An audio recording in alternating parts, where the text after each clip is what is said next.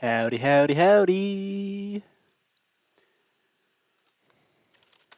Sorry, a little bit late. What's happening? I know stuff doesn't usually happen within the first few minutes of the stream, so we're just gonna get this started. We're gonna brighten up the screen, that way I can see with the sunglasses still on. And we're gonna do a little bit of that. And we're gonna change the title, change the thumbnail, see with the sunglasses. Voice chat. Yep, we got that going. Excellent. Let's not record this because there's no point. I can just extract the video later. And let's change the info. Ooh, 421 subscribes. Nice.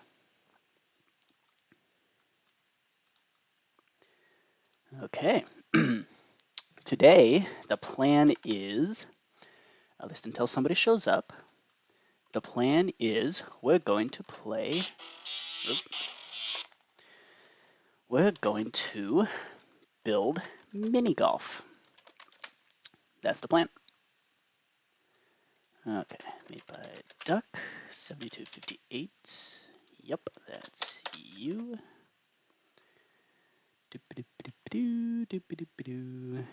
We're playing Minecraft. Bidink. And oh crap! I forgot to extract Ducky's new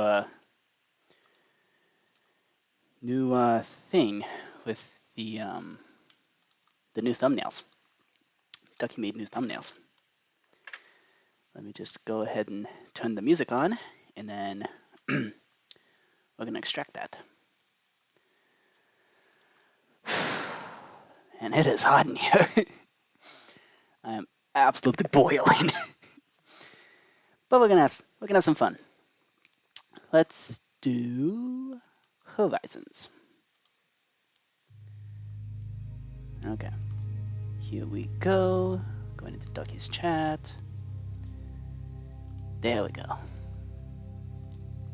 Saving that. Saving to my folder with all my live stream thumbnails. Okay. Budink. Weird that he stuck both Ducky and Snowing as credit on the thumbnail. There we go. And stick that in the playlist for live stream replays. Okay. So, new game just dropped. And that is Spades, the card game. And truly with that one, the fun comes in spades. This has been Bad Puns with Javamonk. Okay. So, let's see, is that all the stuff and stuff? Doo-ba-doo-ba-doo-ba-doo. Yep. Okay. Excellent. Let's pause the live video feed because we don't need it anymore. We got our music playing. Here we go. Oh, what's this? Huh. I don't really know what that is. Interesting. Okay. So the plan is we're doing some coding. Ooh, I can fade. Oh, that's kind of cool. Yo. Okay. Well, that's kind of cool. What else can I do? Just cut and fade?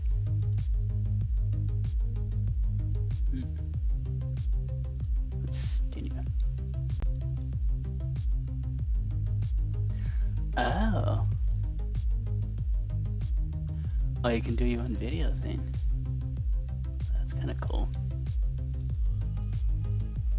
Okay. Let's add a swipe. We're going to swipe up.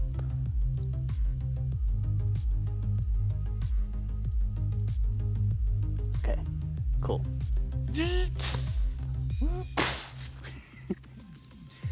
Alright. That's kind of fun. Okay. We've got our tea ready.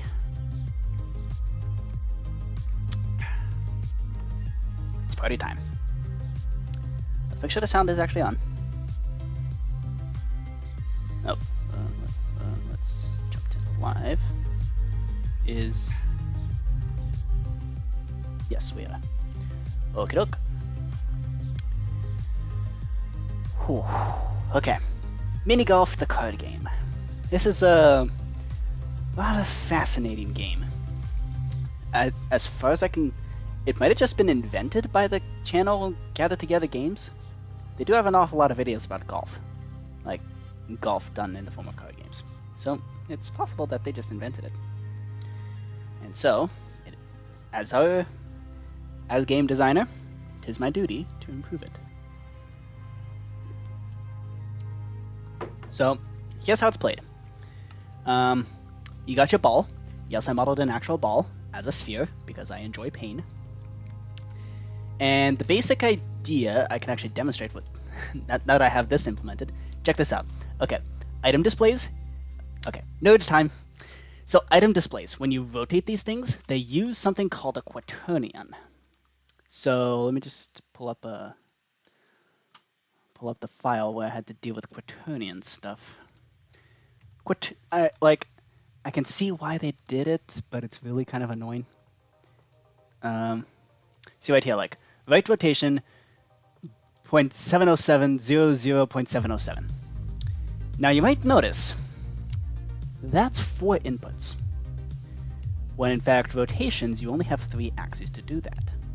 Well, as it turns out, the method of rotating using the 3 axes is called Euler angles.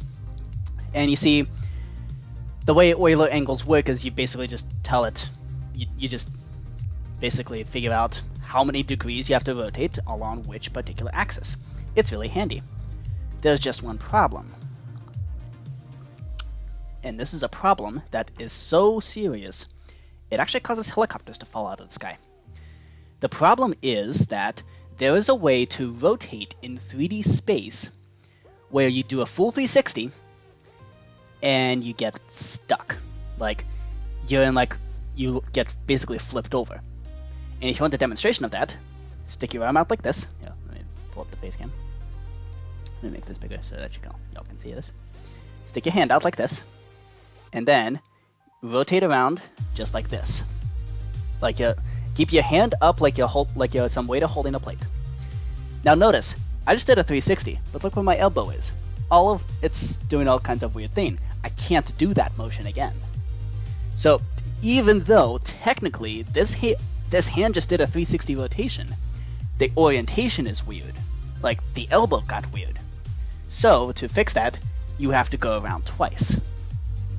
And this is a thing that this problem with 3D rotation is enough to knock helicopters out of the sky. Like, it's one of the common ways to lose control when you're dealing with rotation. Now, quaternions deal with that problem. They actually solve that problem. And the way they do it is using the 4th dimension.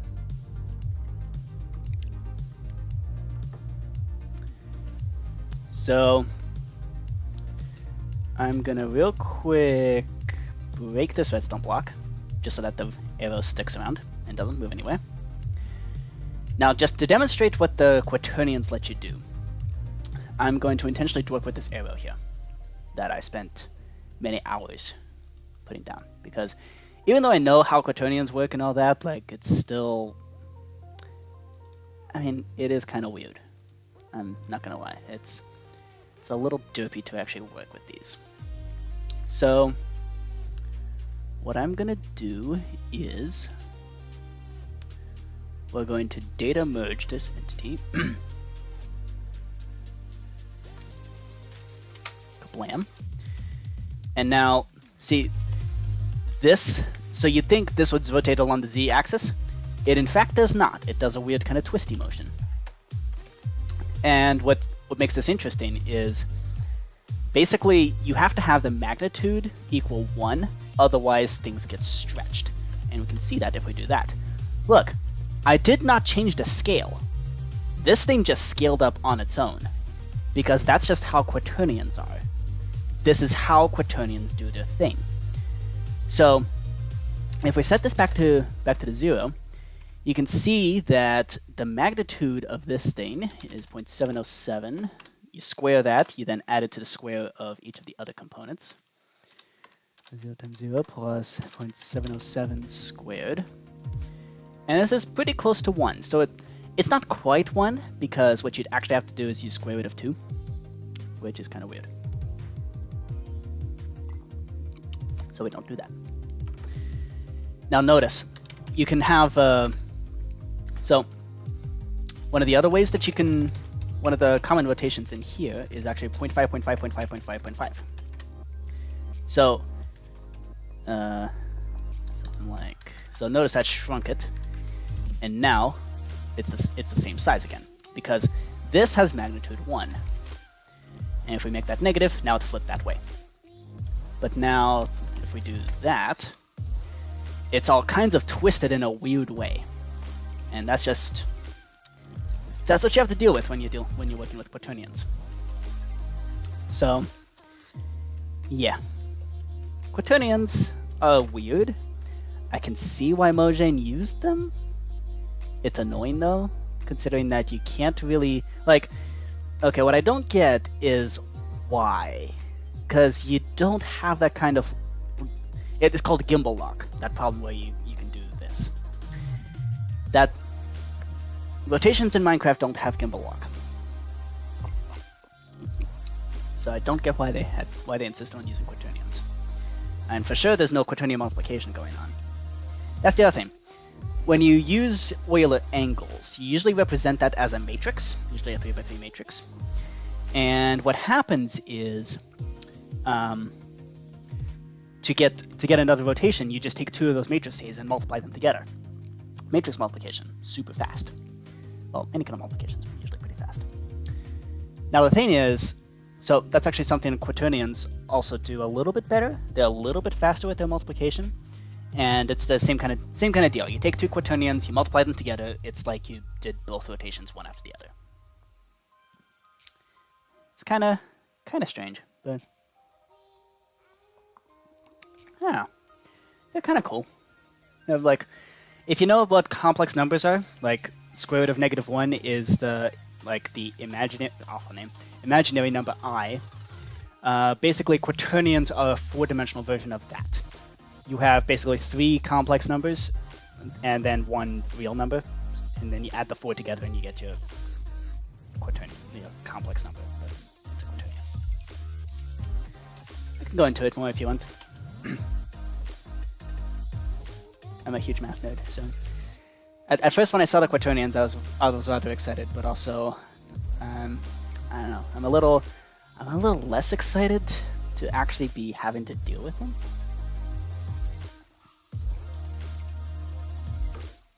I don't know. The other thing that kind of sucks is that there's no good tool to like convert Euler angles to quaternions. I basically have to Google the formulas. It really kind of sucks, but that's what you gotta do. This is the kind of nonsense that I deal with, all for your enjoyment. Okay, so let's see here.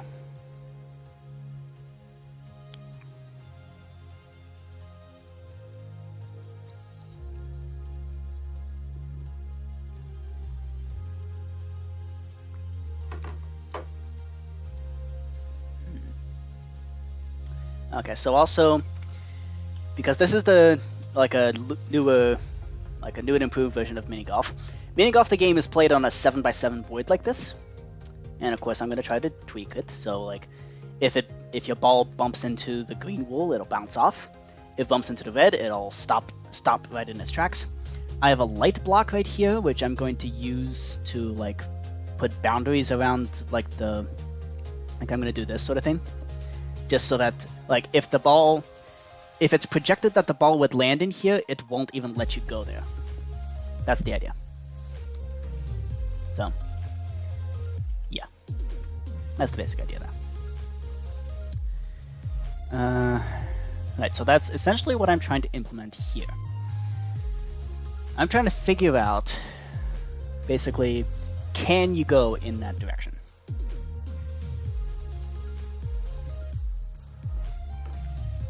So let's see.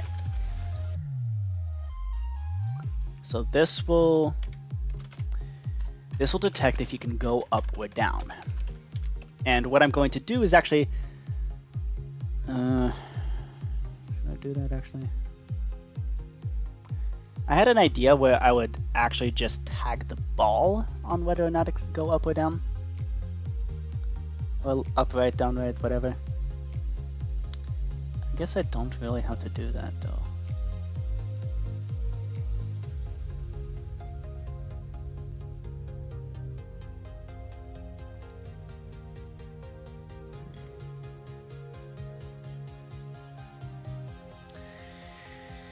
Let's think through this. So actually, I think we should actually do those as separate things. We check if it's a valid move.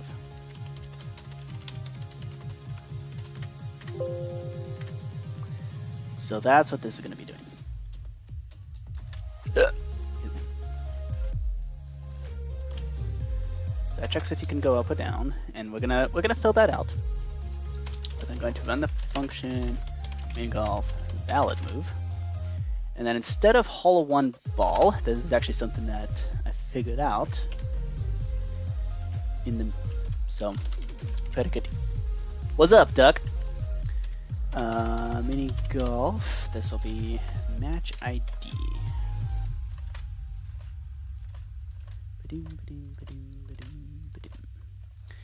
This is actually kind of clever. I had to go on the like the Minecraft commands Discord to figure this out. But yeah, we have a nude predicate that will basically detect. Okay, we need to do this.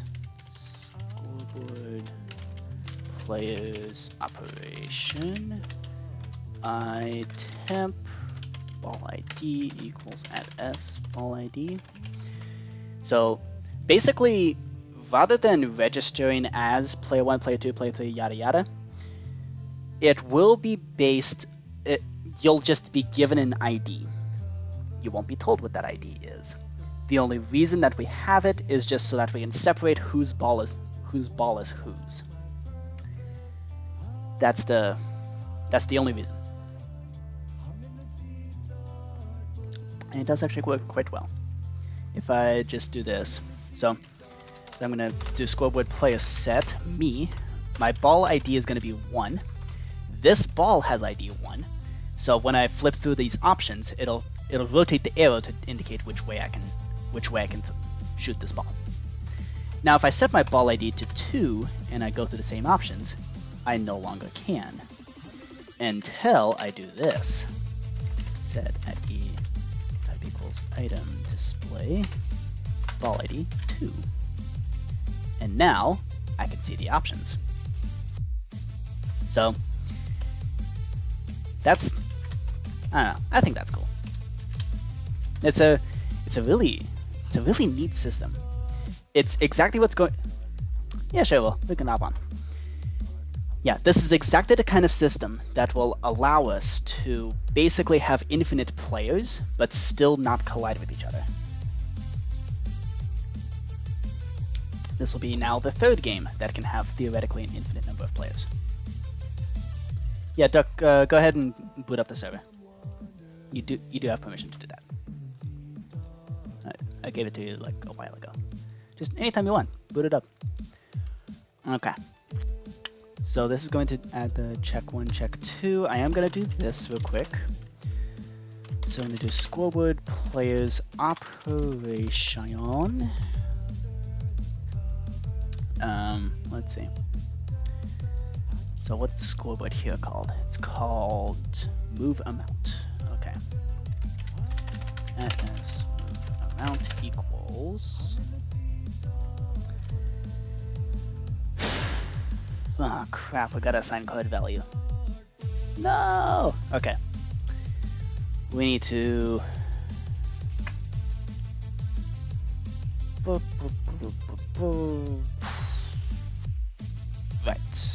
So we need to do function Minigolf assign card value.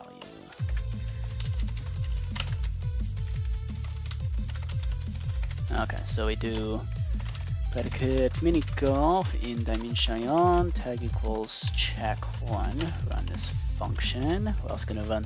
Oops, We're also gonna run that function on the second check to there, and then we're going to do add e predicate equals Minigolf in dimension tag equal. Okay, let's do this. We're gonna make this a global scoreboard thing. Scoreboard objectives, add a card value, dummy. So that'll be card value right there. That's check one. We're gonna do limit equals 1. Card value. So we're going to take the move amount, set it to the first one, subtract the second one, because that's how this is supposed to work. And then what? So let's see.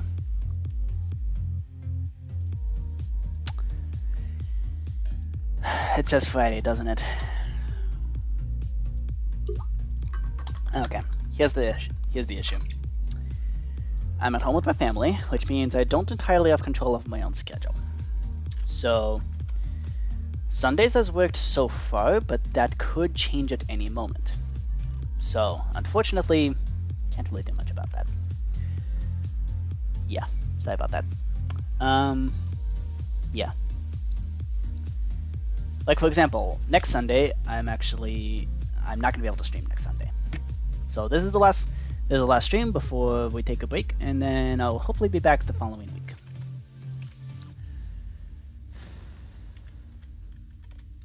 Yeah, sorry about that. Okay, so we're gonna do objectives, add -1.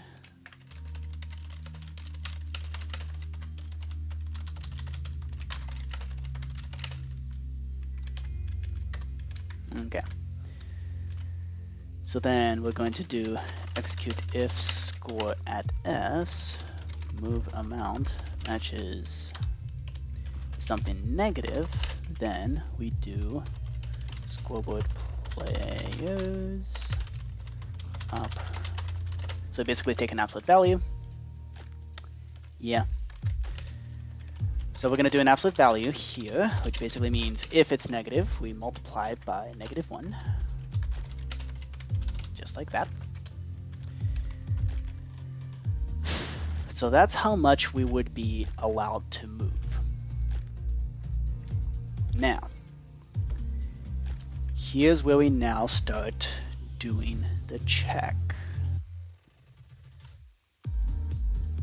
Okay, so we do e predicate equals Minigolf dimension tag equals excuse me, temp1, temp2.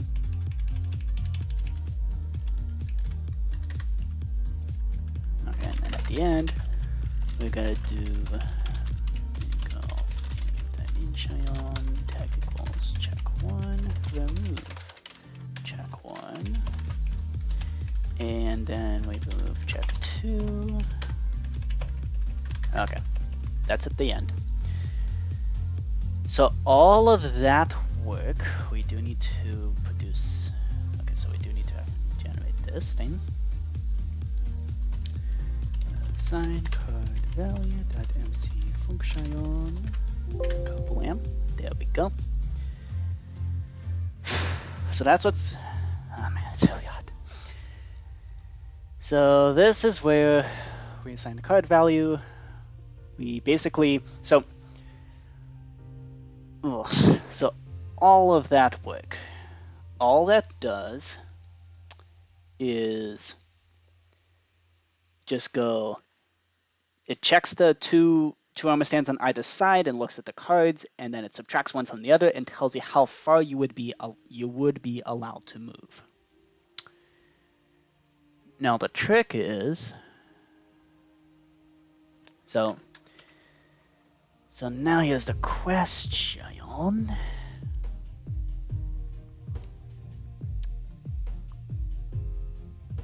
Let's see.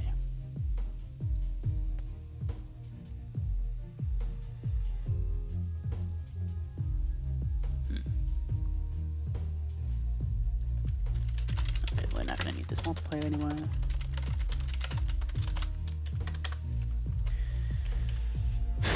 Okay, so this generates how far we're allowed to move, and then,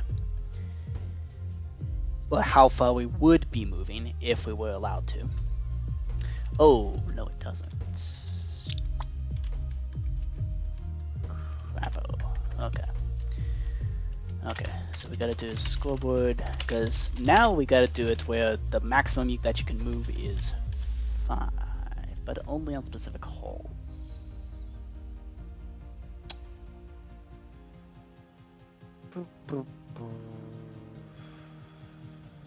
Well, actually, if you run into a boundary on the way to however far, then it should be fine. Okay. Yeah, we're gonna do all that on a per hole basis. Scoreboard players, set item neg 1 to 5.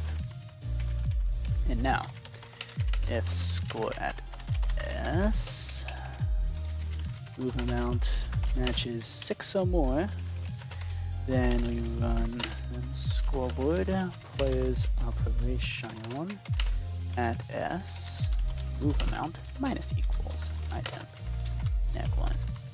And we gotta do this twice, because the maximum that you could possibly move is 13 minus 1, which is 12. So then you gotta subtract 10. Okay. Right. Now we're allowed to detect what's going on. So, going up or down,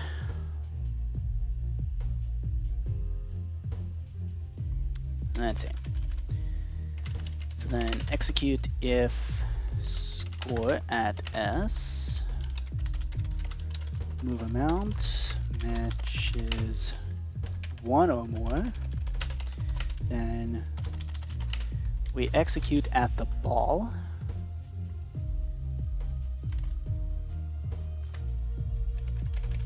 right there, summon an armor stand,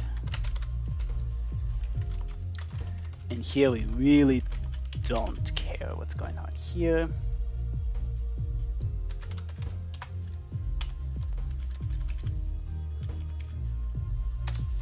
So I'm going to do check this. So since we're going up or down, we're looking for, that's marked as the Z direction here. This way is up. Okay. So that's the positive Z direction.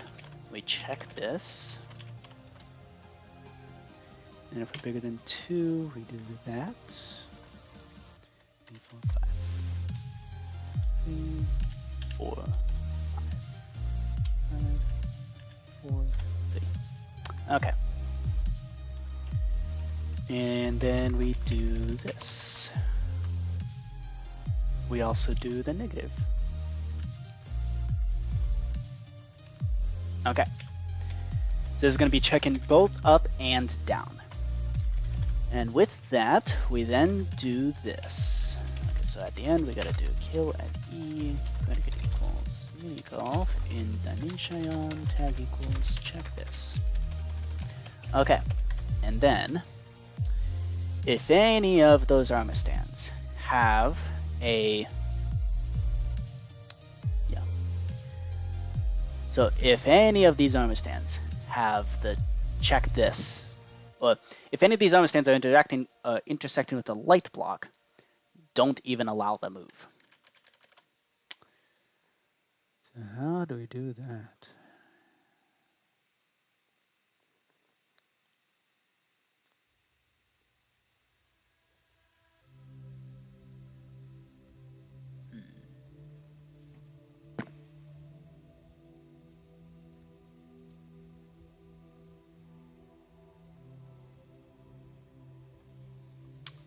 Here's an idea.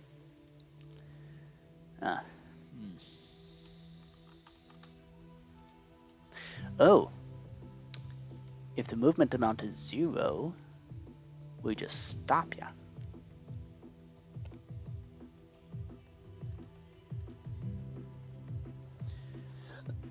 Oh, wait a sec. We're supposed to mark with the actual ball when it can move in whichever direction. Okay.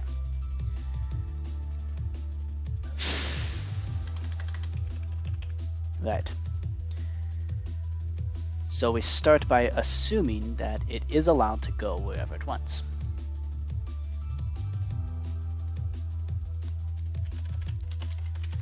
Okay, so we do item modify entity at E, predicate equals minigolf in dimension tag, nope, type equals item display, tag equals ball, predicate equals minigolf match ID, container.0, and this is where we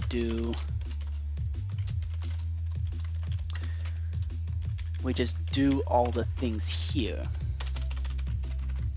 We basically tag the ball on which way it's allowed to move.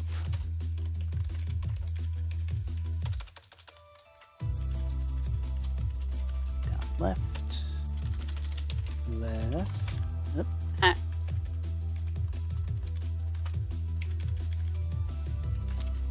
up left, 3, 4, 5, 6, 7, 8. Okay. Cool.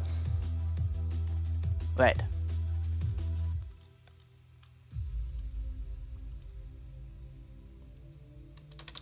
Okay, so if anything bumps into a light block at this point,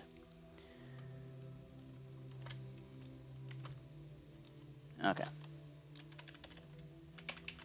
One command is all we need to then do this. Execute at E, credit equals minigolf in dimension tag equals check this. And then here's the brilliant part. If block tilde tilde tilde is a light, I believe that's what this is called. Light. Yes. Oh crap, it's invisible. Show yourself. There we go. Gotcha. Okay. If that block is a light, then we run item modify that you can't go up.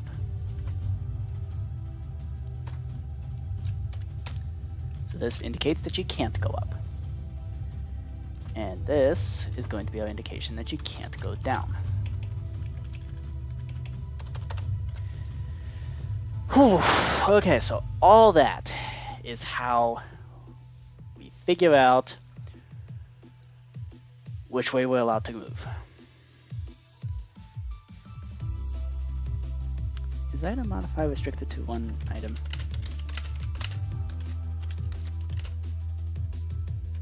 No. It is not. Okay. Cool. Didn't mean to do that. Alright. So that does up and down. And I think that is quite sufficient, because at this point,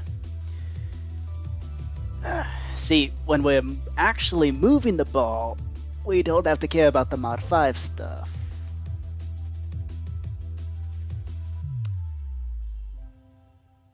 Actually, we might want to extend this, like not do the mod 5 thing.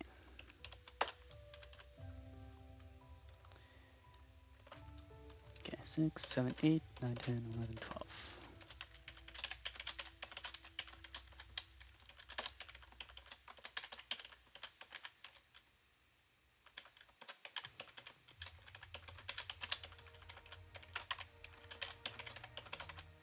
There we go. Yep. Okay. And then we do one of this. Make it go negative that direction. So it all depends on what you would normally be able to do. We do the absolute values. We still need to do the absolute value. And then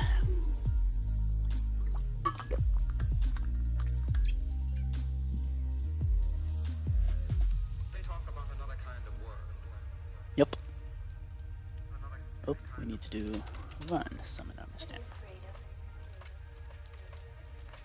Okay.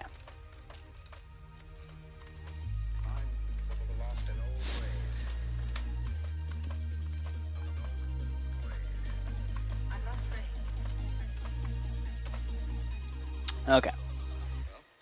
So light block is the thing that's going to stop it from going to a particular area. Otherwise, it's going to be just fine. Okay.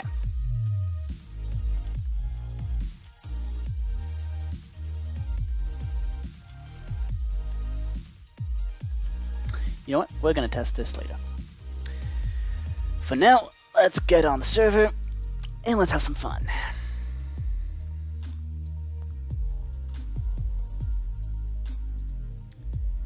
Doo-ba-doo-ba-doo.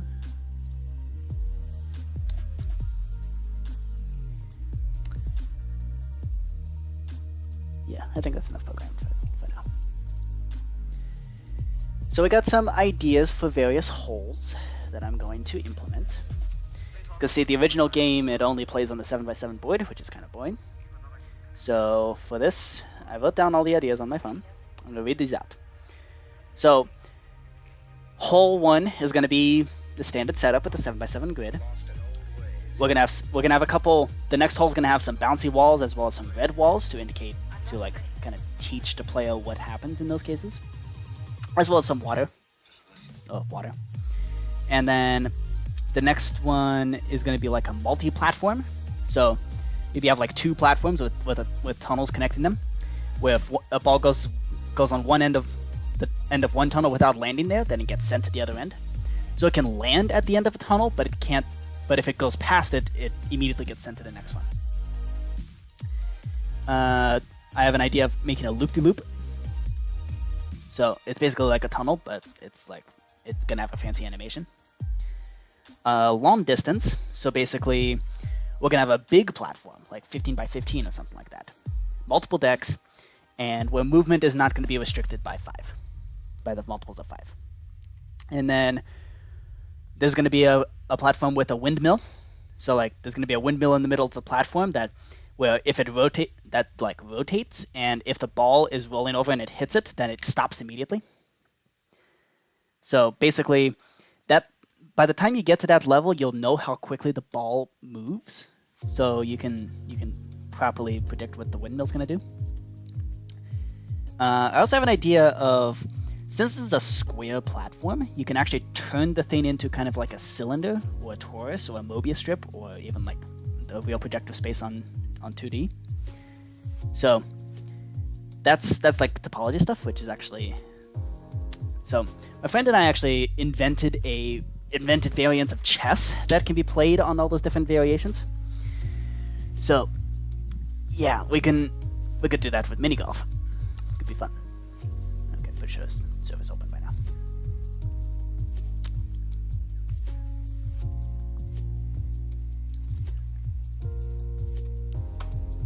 Who's on? Snowing. Cool. It's snowing. Boo!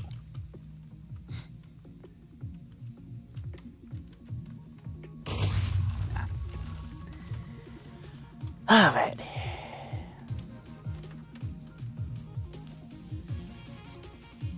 So yeah, Minigolf. It's gonna be a hopefully it'll be a fun game. What's up?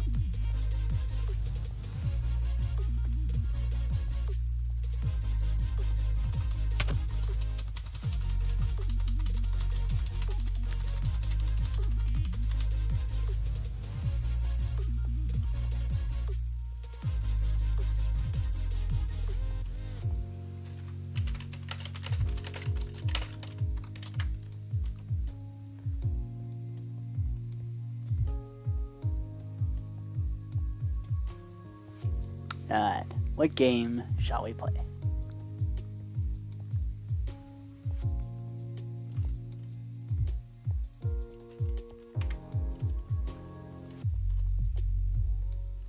Cool. Uno.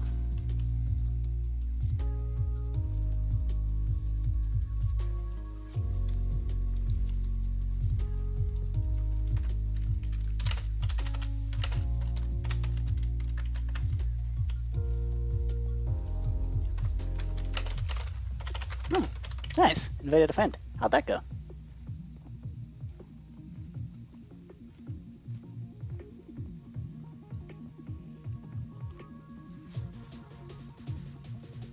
Really?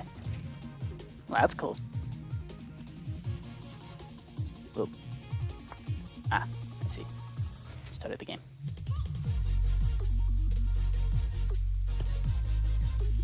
Tis my turn. Let's play these two ones.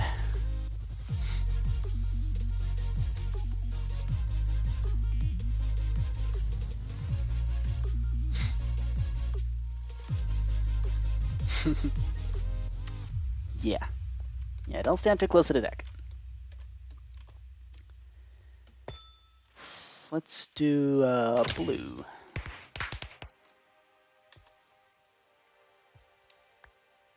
Womp womp.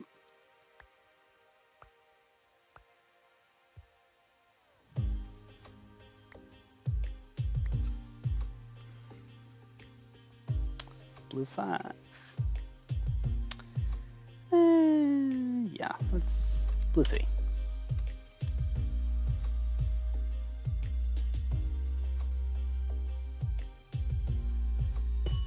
Red 3. Unfortunate. +2. +4.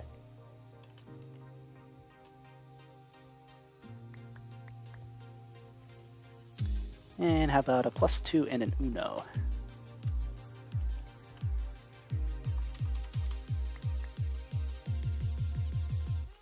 Unfortunately, it did backfire on me, so... Nope. +2 again.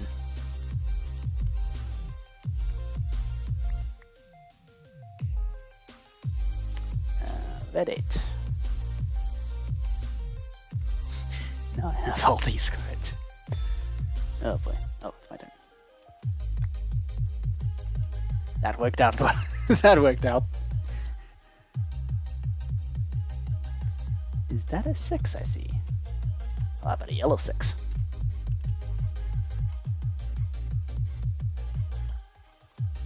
Yep. And let's do that.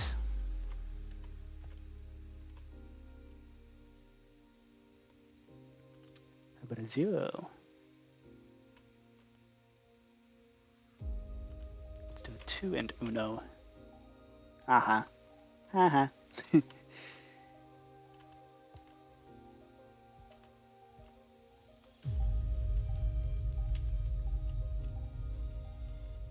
What you gonna do, Snowin'? What you gonna... 1 in 4 chance. No peeking at my stream.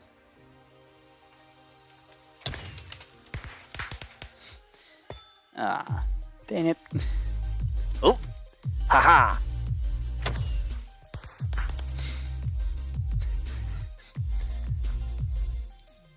And I win. That was extremely lucky. Holy smokes. I did not expect that to work out so well.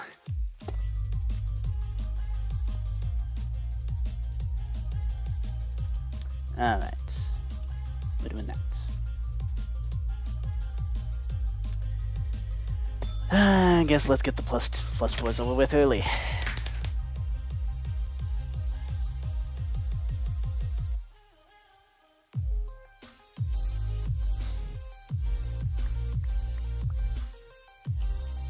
Well, possibly I'm the one who's getting extremely lucky. I'm the one who's getting lucky. Not so much you being unlucky.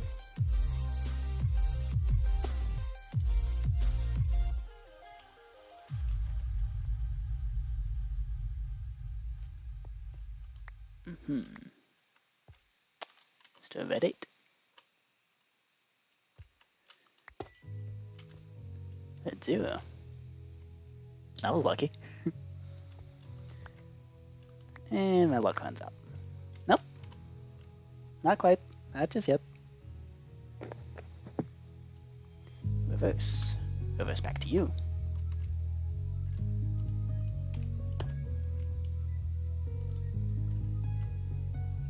Oh. Dang it. Oh, you're down to your last card. Hold up. Nice. Okay, I should definitely have a loading screen. Just a sec.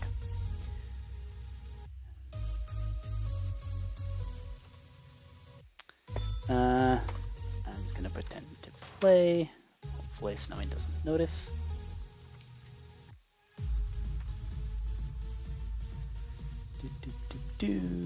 Data packs. Oh no. Oh crap.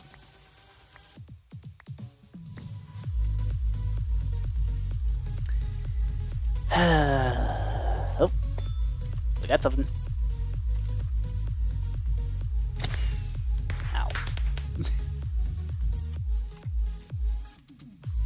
Oh yeah. How about a +2 to you? Oh. Are you serious? Well, that backfired.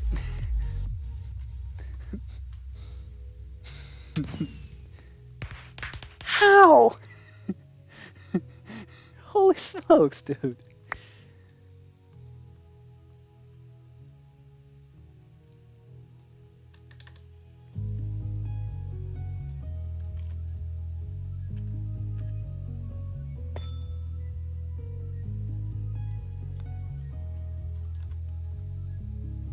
Hold up.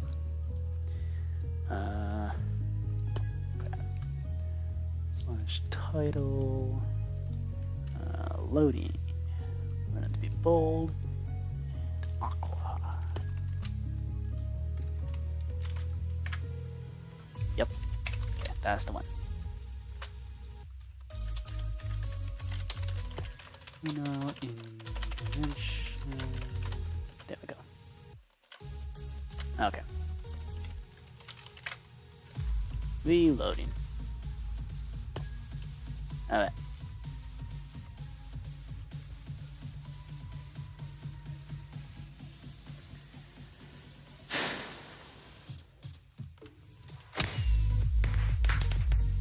Aha! We're in business.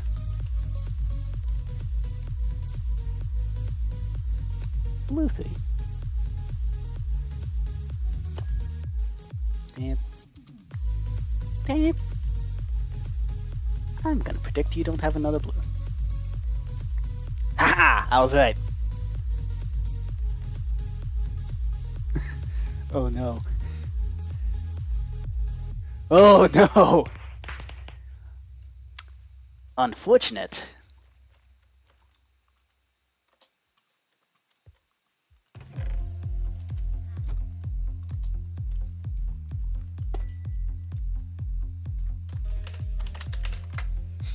Haha! No, you. Chairs for the win. That's what the chairs let you do. Alright. back to you. Green one. Red one. Back to you. Oh, dang it.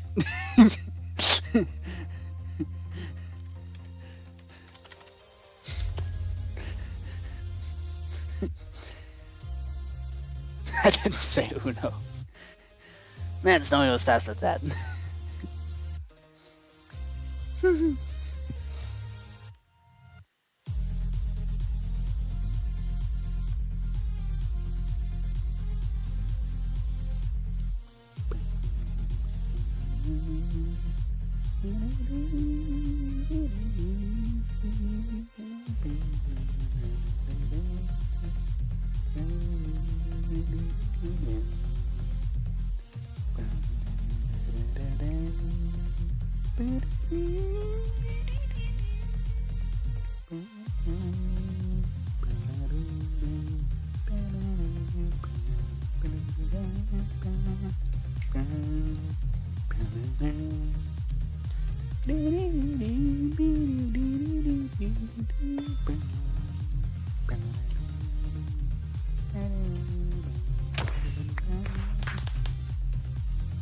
Oh.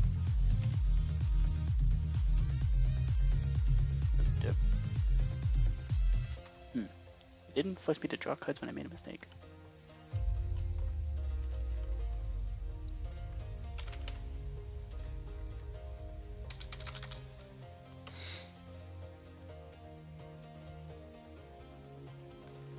I don't know.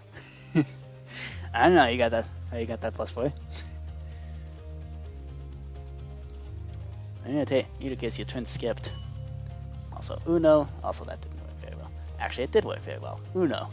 Haha. Do you know? Indeed you do.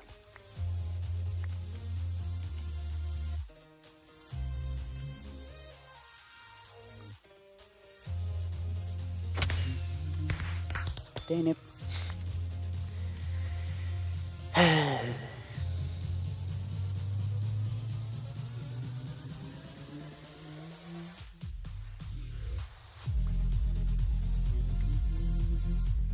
Dang it, wrong color. +6! Holy smokes, dude. Bruh.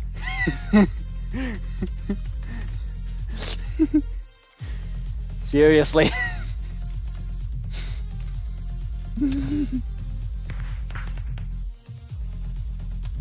Yeah, okay. Good game.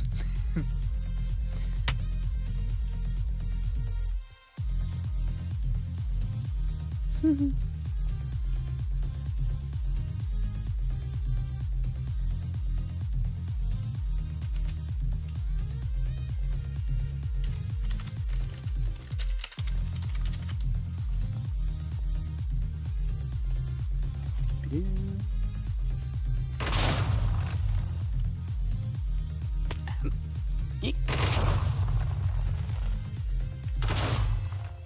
Eek. Oh, madness.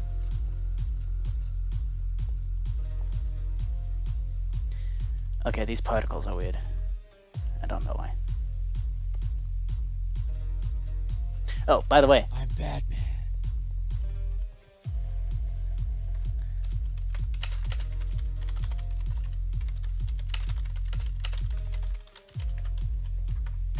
So, I unglowed the signs because the reason is because you could confuse these signs, like the game signs, with like an actual glowing sign that's just part of the decoration.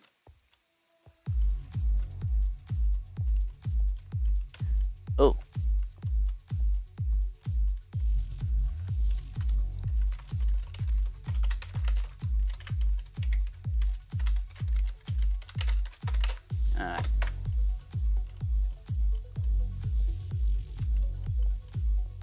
Really? Oh yeah, you can.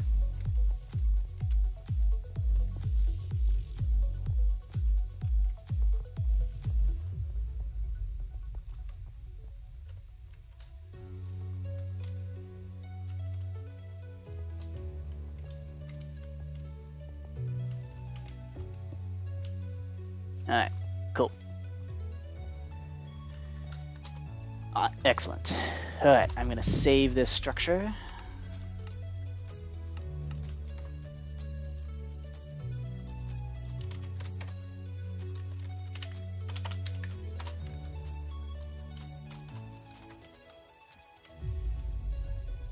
I'm Batman. Now what I think the most hilarious part is, if you play this game for too long, then this lamp here will hatch. And there's nothing I can do about it. And on the one hand, it's kind of annoying, but on the other hand, it's also kind of funny. So we got Among Us, we got Loss, we got the communist symbol. Because. Hold up.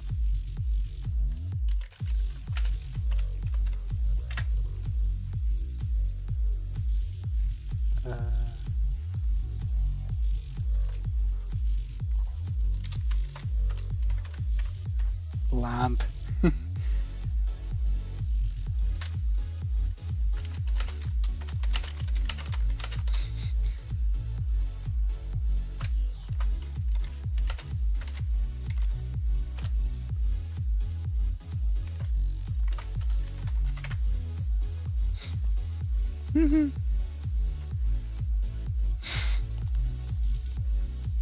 Nope. And it hatched.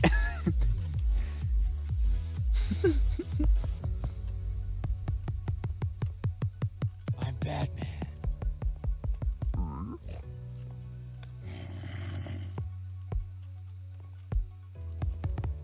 I'm Batman. I'm Batman. I'm Batman.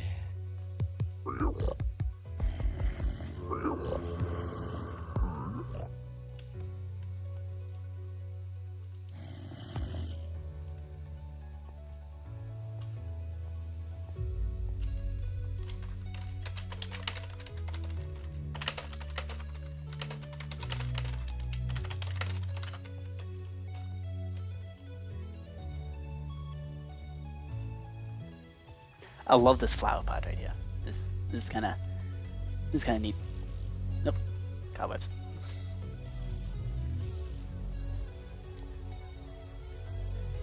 The important. Oh no! Is there parkour access to this room?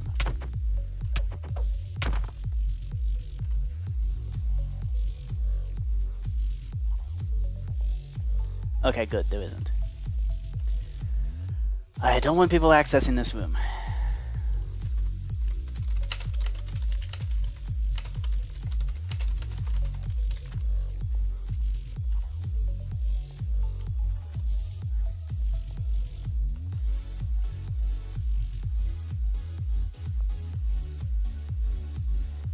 Oh, really?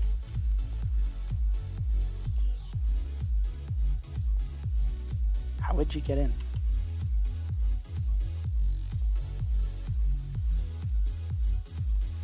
Oh, what now? Oh! Oh, snap.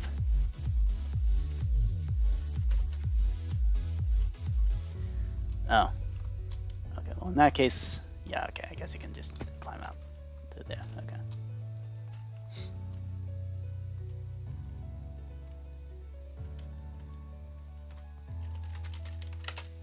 Yeah, actually, it's fine, because, oh, nice.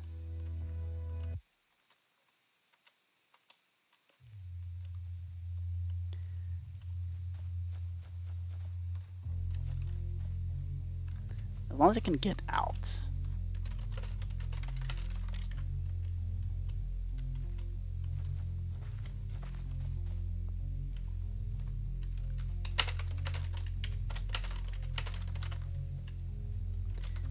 You also have the option of just standing inside the flowers and withering yourself to death.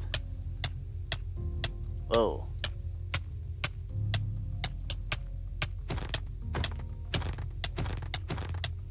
Can you actually wither yourself to death here?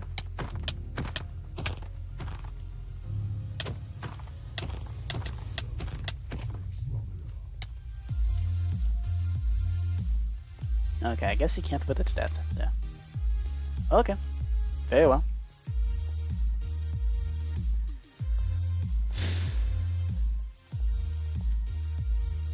Okay. You know what? That's fine. Methinks. That's fine. Mm-hmm. Exactly. Another Easter egg. Yeah, you gotta be good at parkour to do that.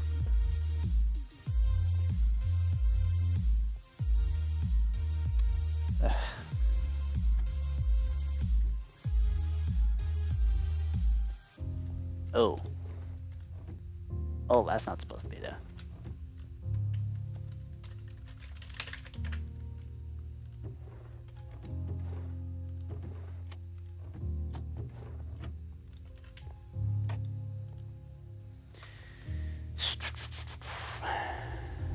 Data merge block.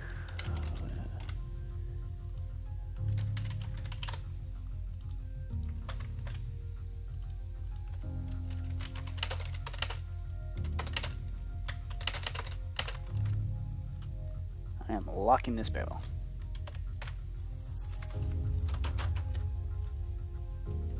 Can't be allowing access now. Oop. Okay, you can steal flower pots. I'm Batman. I'm Batman.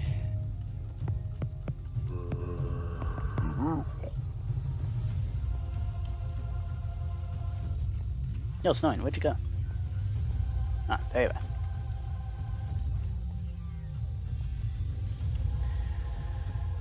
Okay.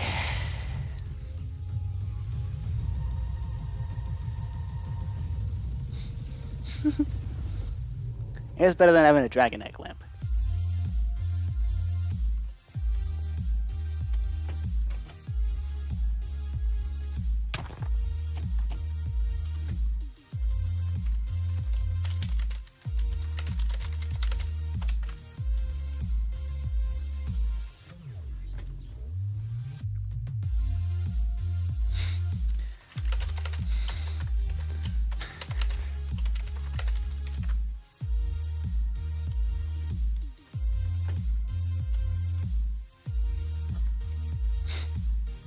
Yep. This is the earthquake safety bench.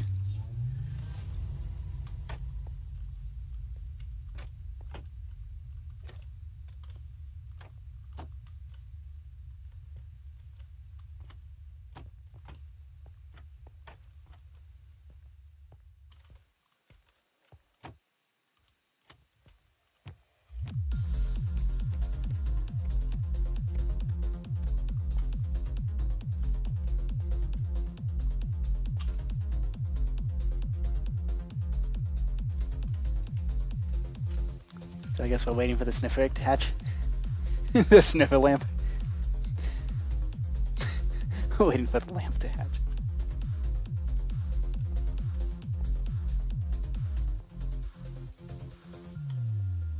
I'm Batman.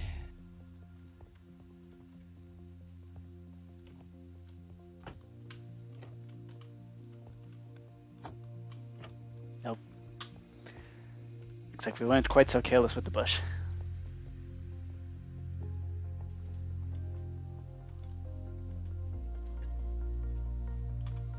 I guess if you stand on the flower pot and you jump, you get stuck in the cobwebs, so not ideal.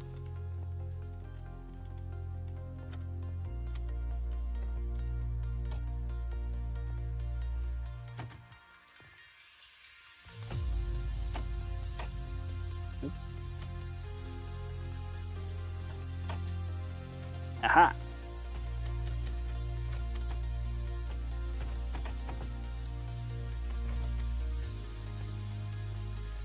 Yup, indeed you can. Not on that side though. Try the other side.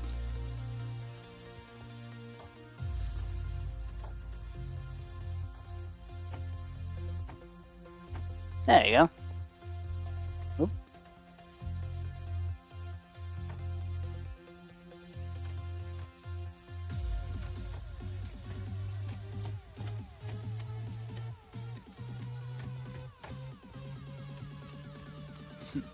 Oh, dang it. Crap.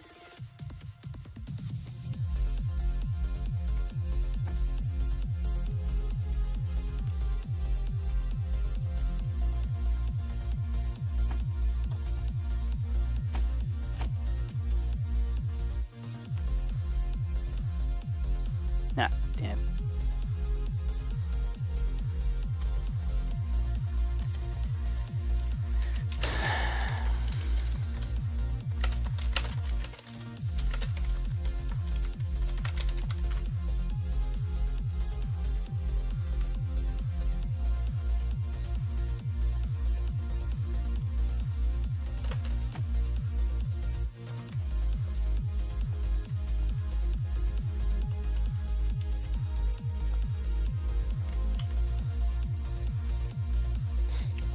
I really love the zombie punching through the door. I think I really like this. I like just the fact that the lore behind this place. I mean, the whole lore behind the game is that like there's a zombie outbreak and you're trying to find the formula. So, yeah, I don't know. I like it.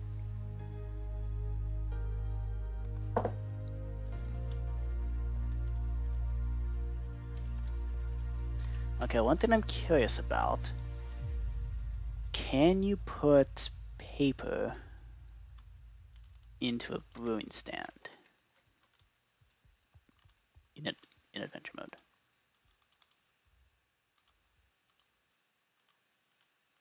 No, you can't. Okay, I'm happy with that.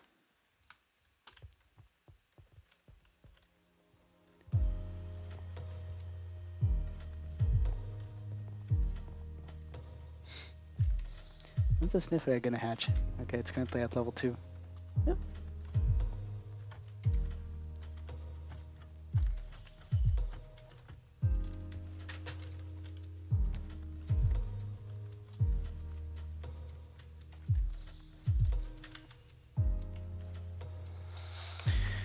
Okay, one thing I've been wanting to do for a while is actually lay out where the different positions are on this table.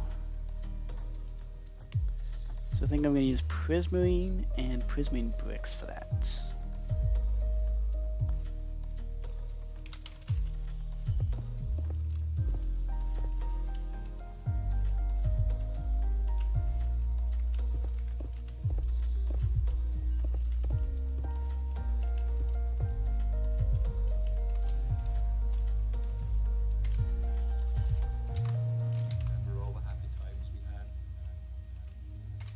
Oh, but that's kind of...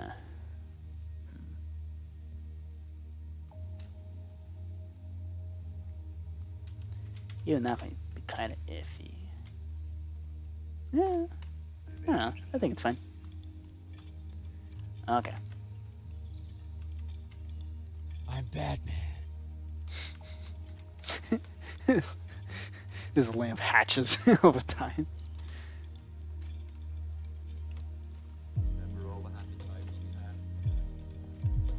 I'm Batman. Yes, I'm Batman. I'm Batman. I'm Batman. Very much alike.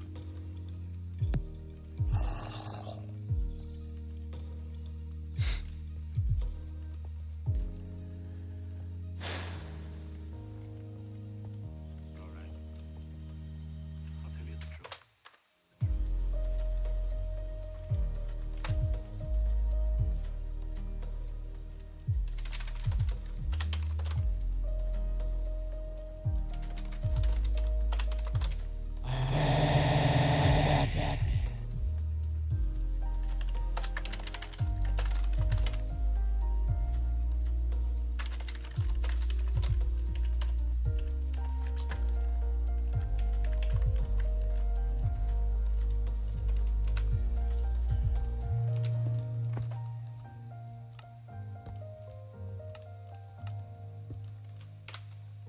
There we go.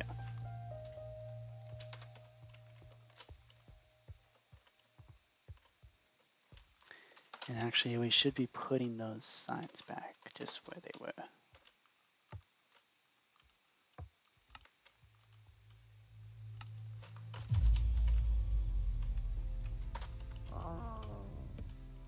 Nope. Hi, Sniffer.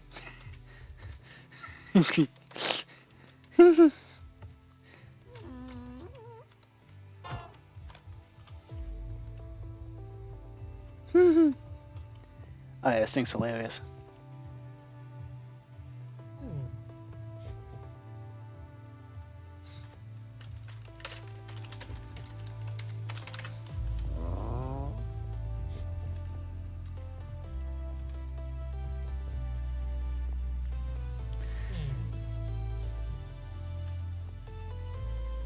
Okay. Release middle.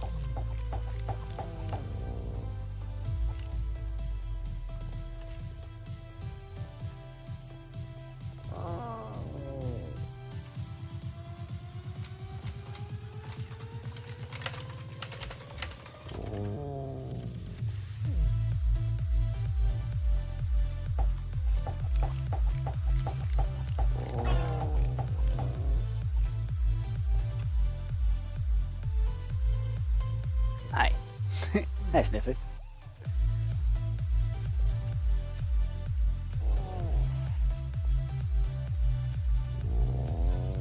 Wait, does it use moss or? Alright, does use moss.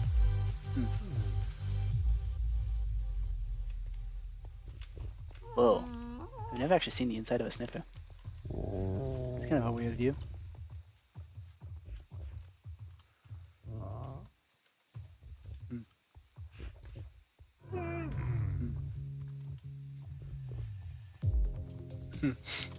It's so weird seeing the legs move on the inside there.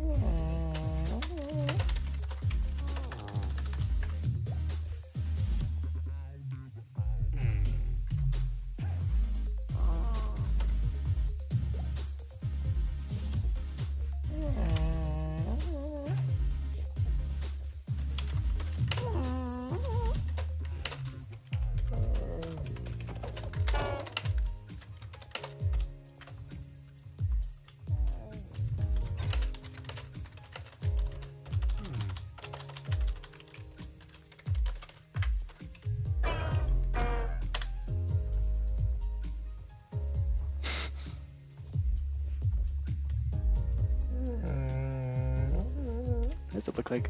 Oh, this is really derpy.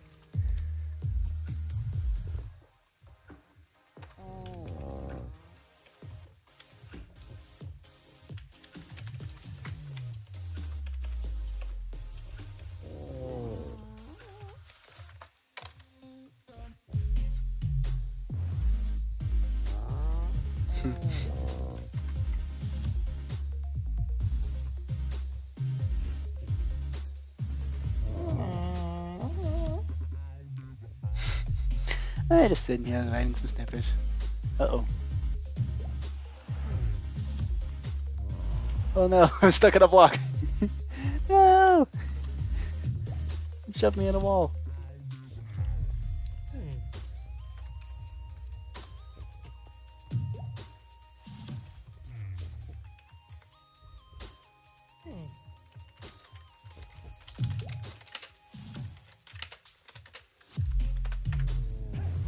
Players can't be hidden. Dang it.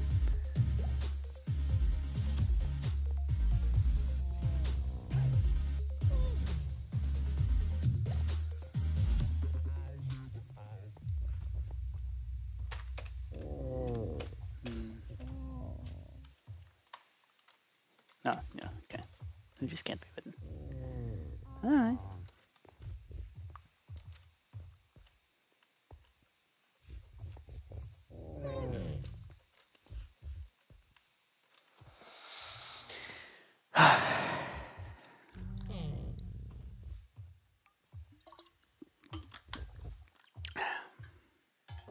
Just two buds. Two buds riding on some sniffers. Cause why not? You know?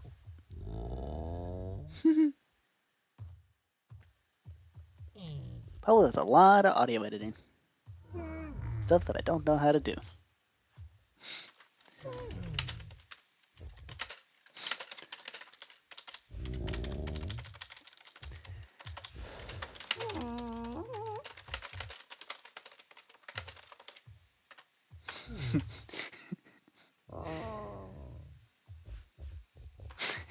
Yes, this is an awesome playing card game stream.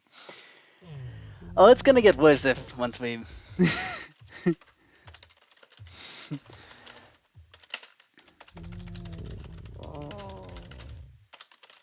Just wait until Minigolf comes around.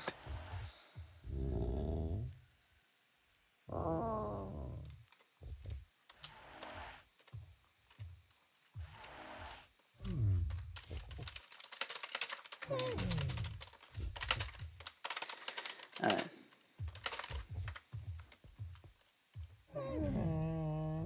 Let's actually get stuff done this stream. Let's turn on notes.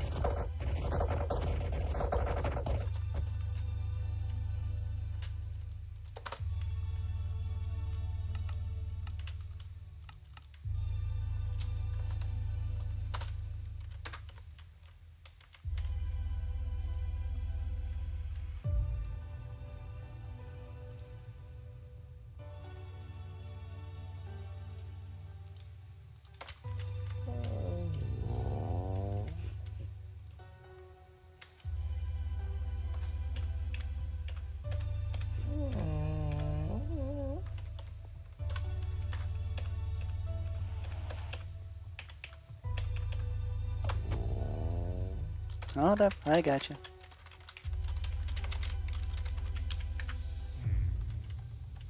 There you go.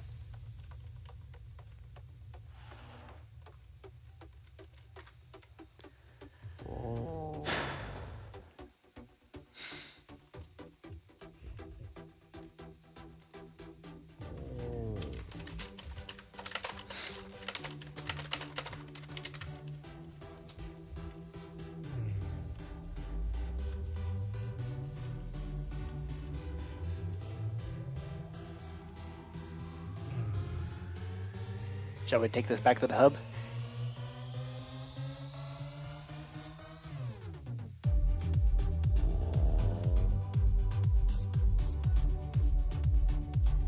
Alright. Back to the hub we go then.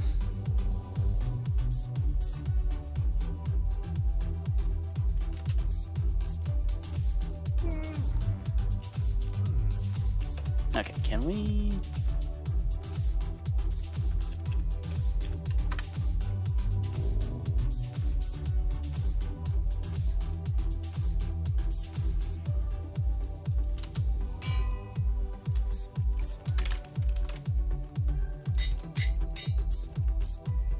There we go. His name is now Bob.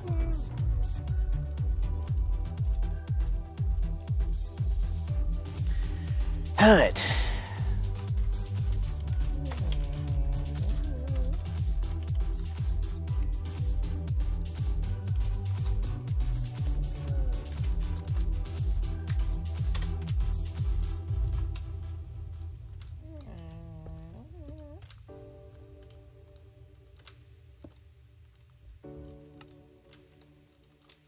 Okay.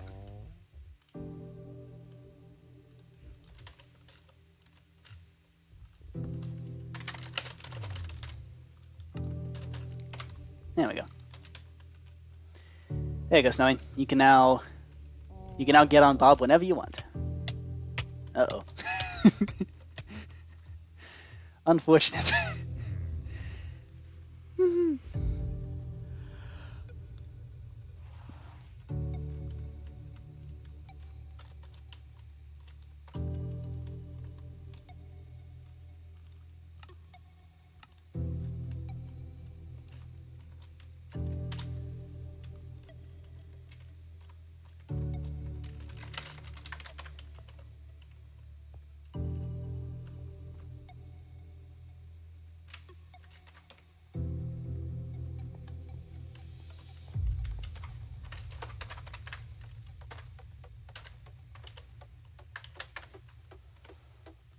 Alrighty.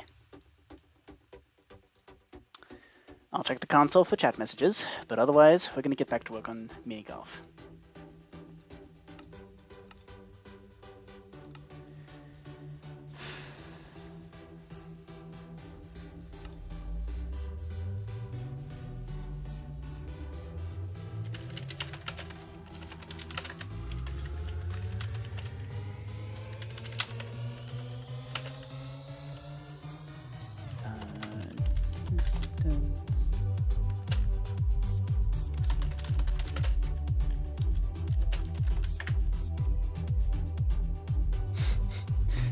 Provide resistance to Bob.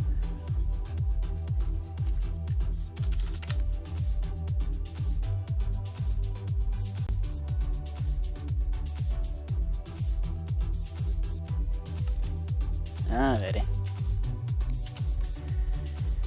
Alright, it's Minigolfing time. So,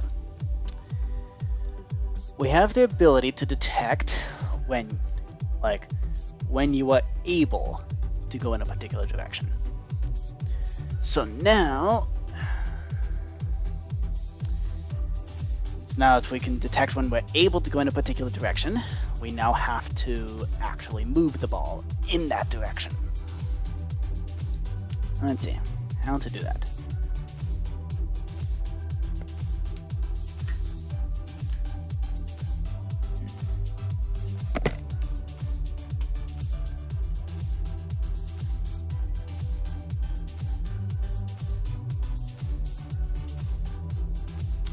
Hey, James Peterson, what's up?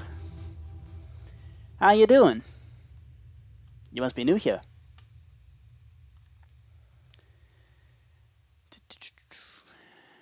Okay. So this is how we're going to detect when a mini golf ball is able to go in a particular direction.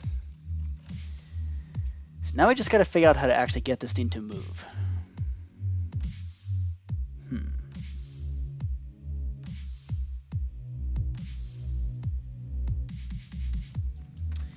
Okay, so when we start moving... Yeah, okay. So we've got to fill this out later. But for now, we can close that. I don't know why that was there. So we can display the ball. We can display an arrow. And this arrow will show you which way to go, which way you would be going, as well as which it would also be telling you how far you would be going, or you could calculate that. You could calculate that for yourself. So let's see. Now that we have that, we got to get this ball actually moving. All right. See ya, Duck. It'll probably be the Sunday after next Sunday. Alright.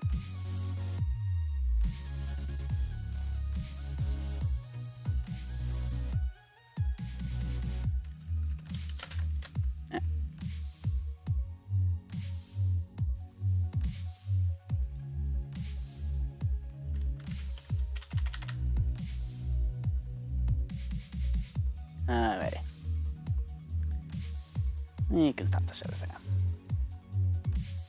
Alrighty. So let's see what's going on. So now we just gotta actually be able to go click and go. In fact, this already is detecting we're going down, we're going upright. So 8 and 5 gets 3, so yeah. So I think the best thing to try out first is actually going this way, going left. So by doing this, we should be able to move 2 spots to the left.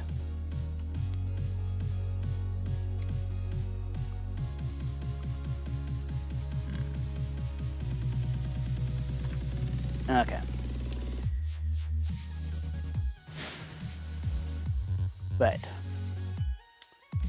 So when we use the token, right now all it says is we're going that way.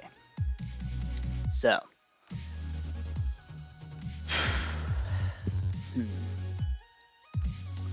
How to do this?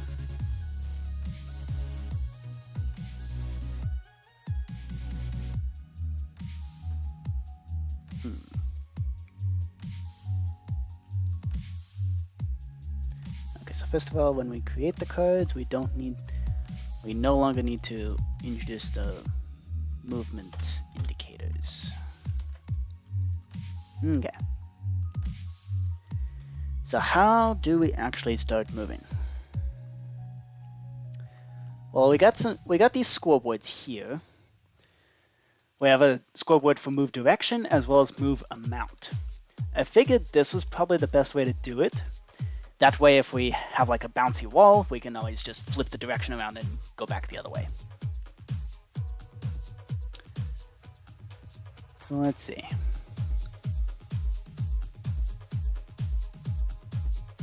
So essentially what we have to do is animate moving the ball, but if it bumps into something, animate moving the ball in the particular direction in the amount that it's supposed to. And like every time it crosses a block, it's supposed to like count down one. Okay, so I don't think we're quite ready to use the token just yet. We gotta actually move the ball. So move ball. Oops. Ah. No. This will be move ball.mc function. Okay. So move ball. So this is going to be an execute if entity at s. Oh.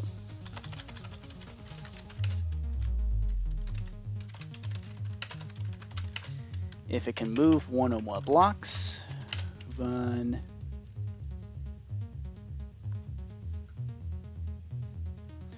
and then also if the score at s move direction matches 1, that means we're going up.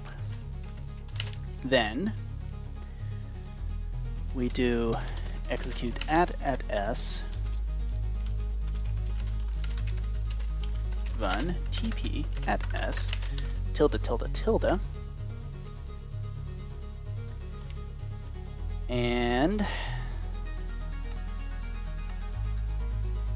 okay, so we definitely got to do a execute as at e predicate equals minigolf in dimension tag equals ball run function minigolf move ball. Okay. So we gotta so since we're going up, we gotta teleport this thing in the positive Z direction.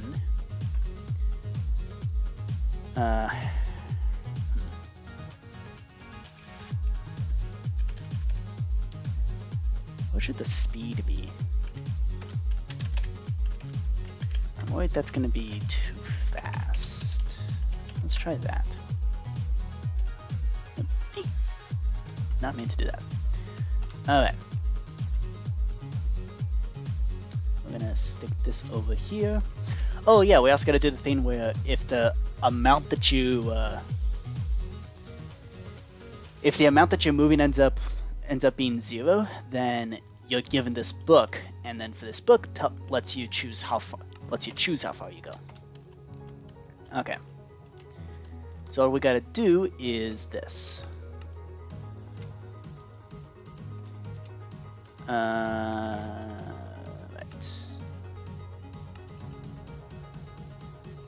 Okay, so we're gonna do scoreboard players who reset at E time equals armor stand. Okay, that way we can freely teleport this thing. And then we do this.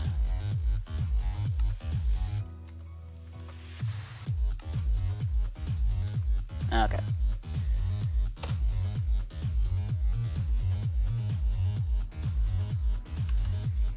Okay, so first we're gonna test to see. Is this a... Okay, let's try 0.01 first. What?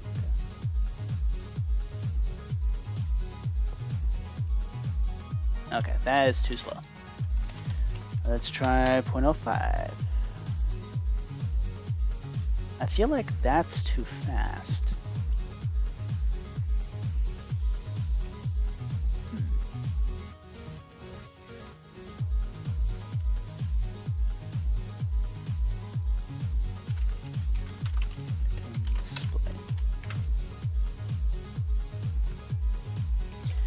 Okay, so we're gonna do an execute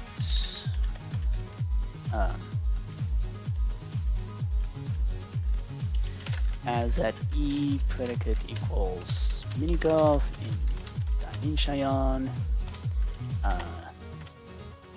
predicate equals armor stand predicate equals Minigolf match ID.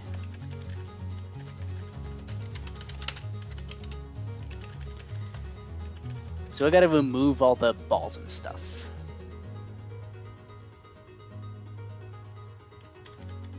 Yeah.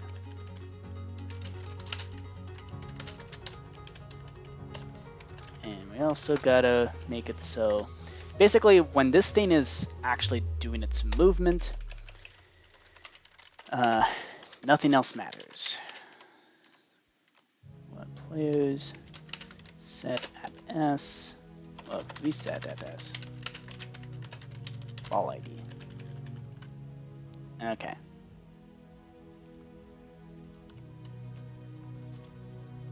Cool.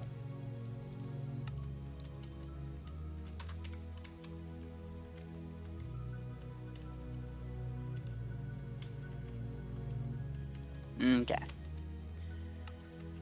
So 0.05 seems like a pretty good speed.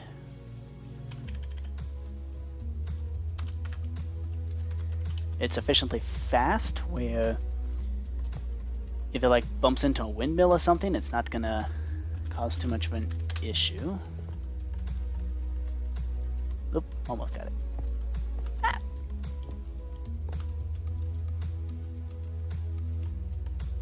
Yep.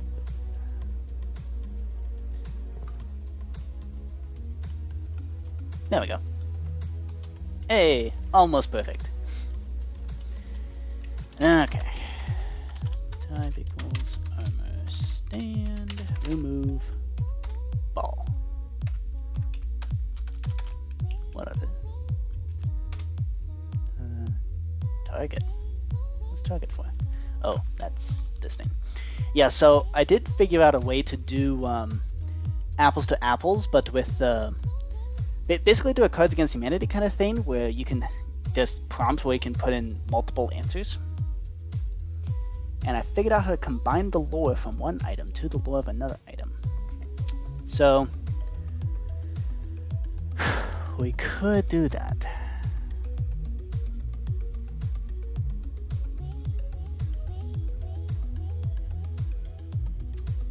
Get ChatGPT to generate some more cards. Okay, let's not get distracted. Actually, I mean, that's a pretty simple thing to add to apples. Nah, we can do that later. Okay, so that means we don't need this fog lamp anymore. Yay. So, we're moving the ball.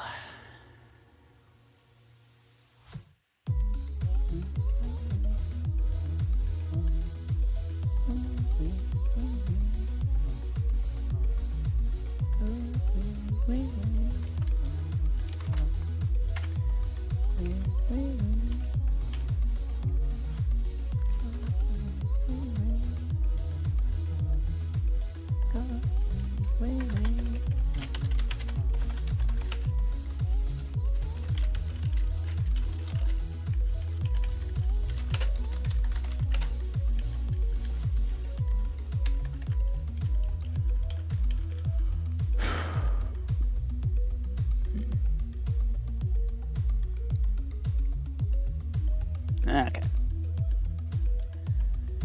So set itemp. No, operation.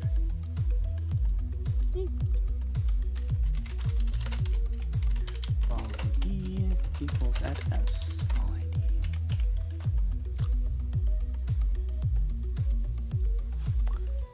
Okay.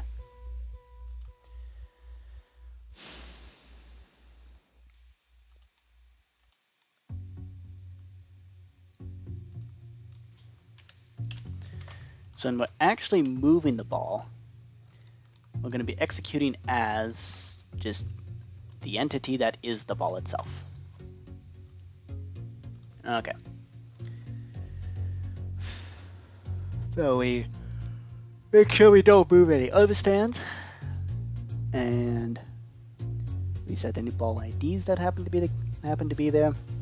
At which point, it's time to start moving. So,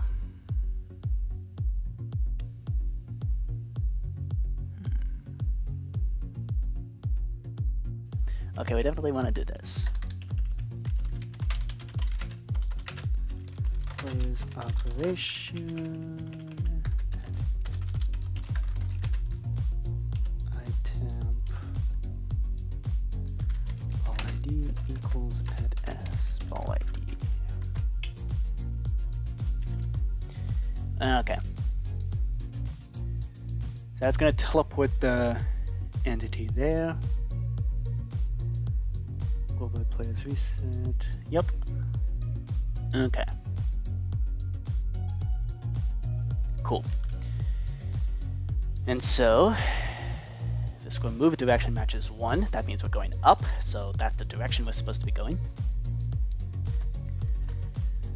If the move direction is 2. Oh no, diagonals are going to be weird. Oh no. How do we do diagonals?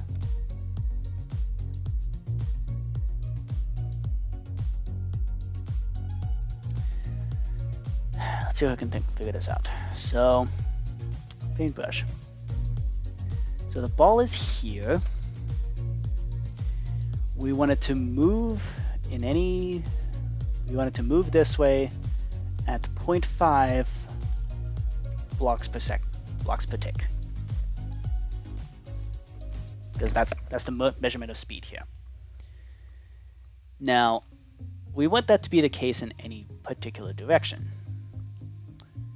And we don't want we don't want it to arrive here any faster or slower than it would arrive here. So to do that, we would need to actually speed up the ball. And specifically, so this side is 0.05, this side is 0.05. We make a right angle because this is a square grid. And so this right here is going to be 0.05 times the square root of 2. Oh boy.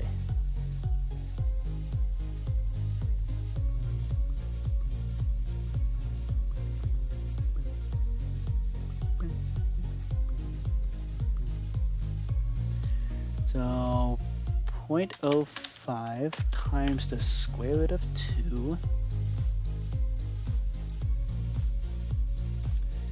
I'm really worried about accidentally creating imprecision.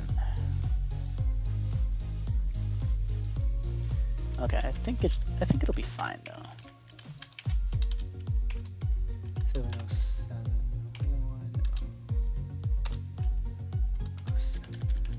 Okay. 707.107. I think that should be fine. I hope that'll be fine. Okay. Then if we're going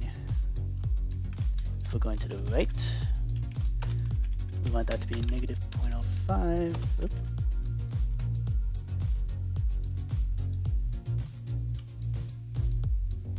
Okay.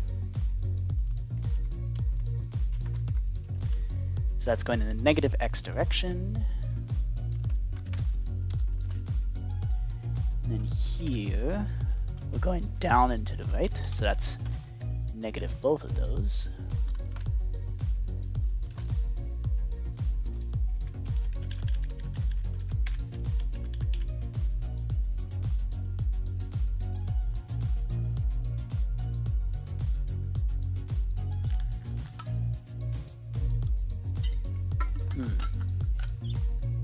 I just had an idea. Our movement amount can just be translated into ticks, or it can just be multiplied to get how many actual steps that it's supposed to take.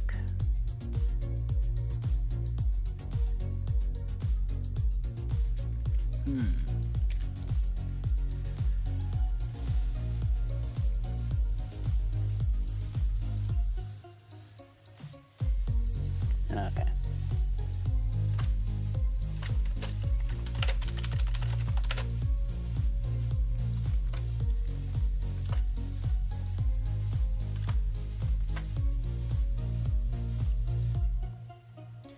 So let's see. So down and to the right means we're going negative x, negative c. Going just straight down means we will be going in the negative z direction. Negative 0.05.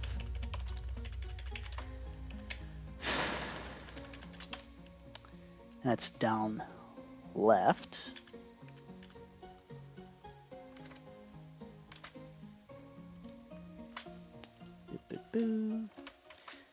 Thankfully, there's only 8 directions that this could possibly move. So this now has to be moving in the positive x direction. Yep. And then up and right, up and left. Wait, what? Okay, so up and right means we're going negative x, positive z. That's negative both. That's positive x, negative z, and that's going to be positive, positive both. Okay. Now we move direction 8. Okay. Each tick, it's then going to do a scoreboard players remove at S, move amount 1. And then we also check the presence of particular blocks.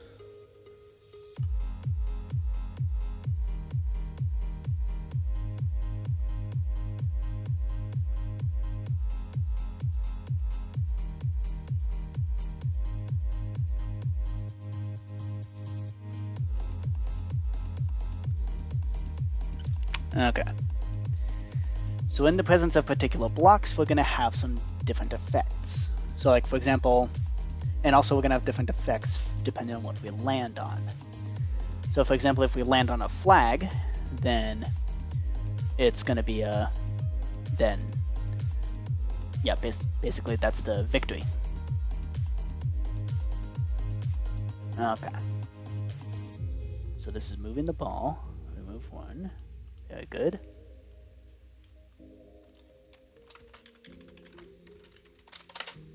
Since this thing is just going to be constantly running, we should probably do that. Okay. And now, let's see.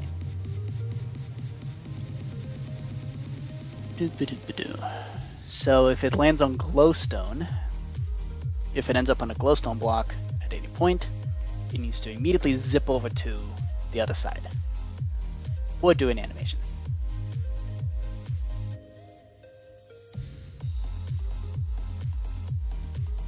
Yeah. Now I think about it, how am I going to do the animation for the loop-de-loop? I guess what I could do is make an actual, like, animated item that shows the ball going and then just play the animation, but for these purposes here, instantly teleport the ball.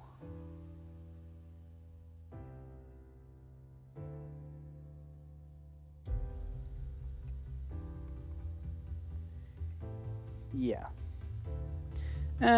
Nah.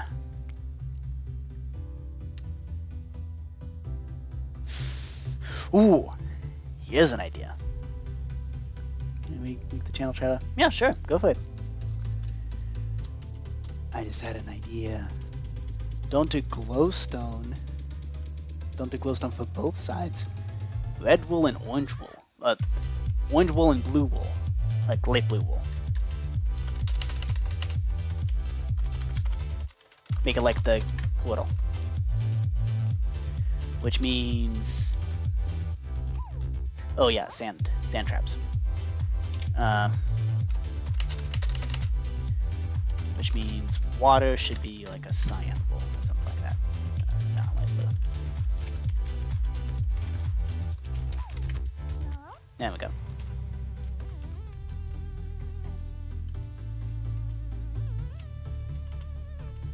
Yeah. Okay.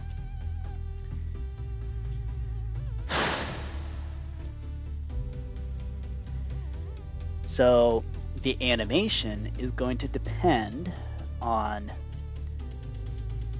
what we do from the... yeah. Okay.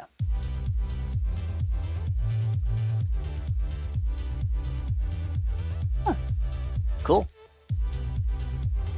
Hey, I mean, the thing you made looks totally cool, but also, like, if you want to, go for it.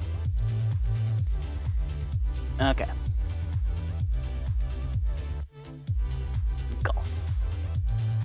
Glad Snowy's getting into it. Okay. Remove the move amount by 1. So that basically means it took 1 step out in that direction.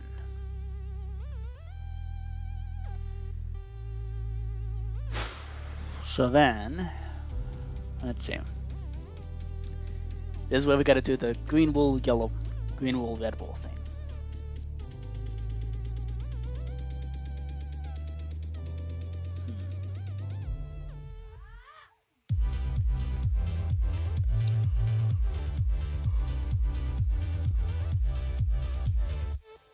Okay. Execute add e 10 equals ball. If block tilde is a moss block. That's passed, okay. So it can detect when it gets shoved inside a block. Okay, let's try this. Oh, snap. I shouldn't have done that. Whoops. Okay.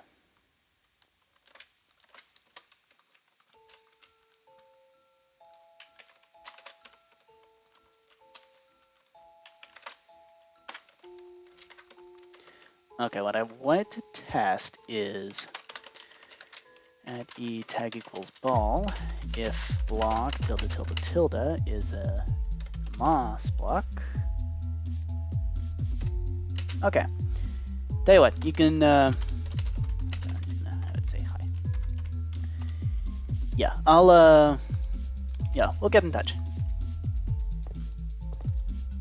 At what point does it detect that it's inside? Oop. Okay. This is it. This is the point. Okay. So when it sticks in about halfway through, that's when it goes, oh, you're inside a block now. I bet I can predict where that is. Oh, that is a really weird hitbox. Okay. We can work with that. Could you send your Javamonk skin on Discord? Sure. Yeah, I gotcha. Oop. Okay. I can just send that to you right now. Look, there's really no point keeping any of that secret.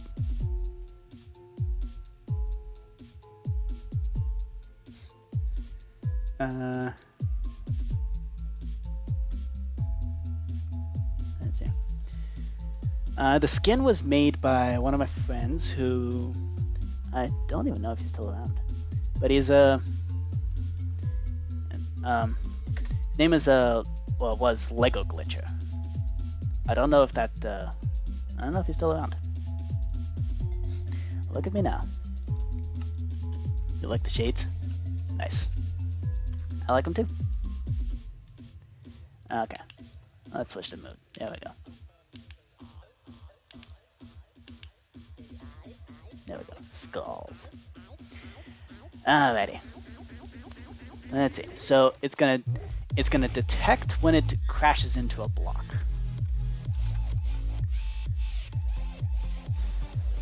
So let's see. So now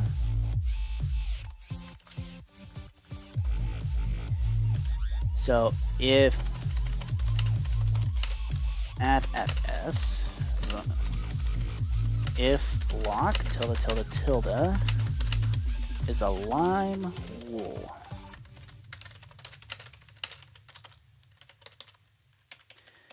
Okay, so this is gonna be kind of tricky. Okay, so let's do the insta stop. I feel like that'd be the easiest one to do. So if that block is a red wool, then what we have to do is... Oh, nice. Awesome. See ya, Snowy. / duck. So what do we do? If the movement amount matches 1, is that block a red wool? Okay. So if it thinks that the block here is a red wool, it's kind of already too late, because that means it already crashed into the wall. So what we need to do is excuse me. We run the scoreboard, player set at S, move amount to something solid. So I'm assuming it has to go about half distance of the, half the block distance. So that's going to be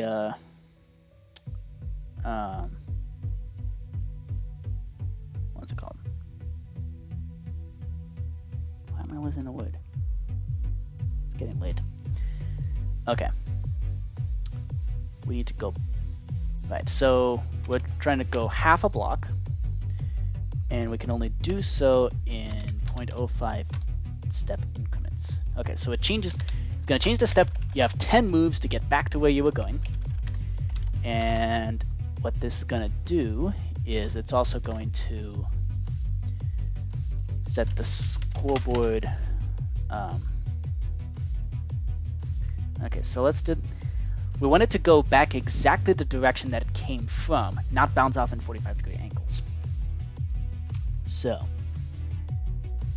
direction 8 is up and to the left, so we would want it to go down and to the right.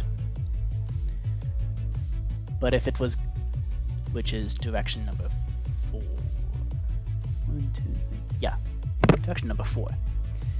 And then if it was already going down and to the right, we want it to go up and to the left. Okay. I think we can actually do this in a relatively smart way. If score at S move direction matches 5 through 8, then we run scoreboard players remove at S move direction 4, and then if instead our direction is 1 through 4, we instead add 4.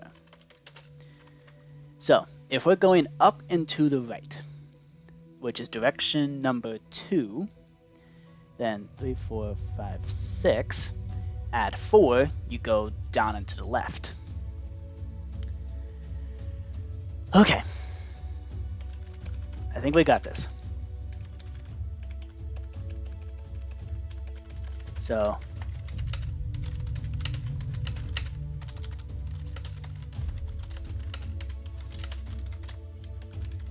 okay, so we have insta stop. Ooh, you know, it'd be interesting. A retro reflector, like retro reflecting walls. Orange. So this is in 45-degree angles. This one is bounce off in origin direction, the retro reflector. Okay, so we got two different options to bounce. We got the orange wool, the green wool, and the red wool. Well, the red wool is gonna just automatically stop you in your tracks.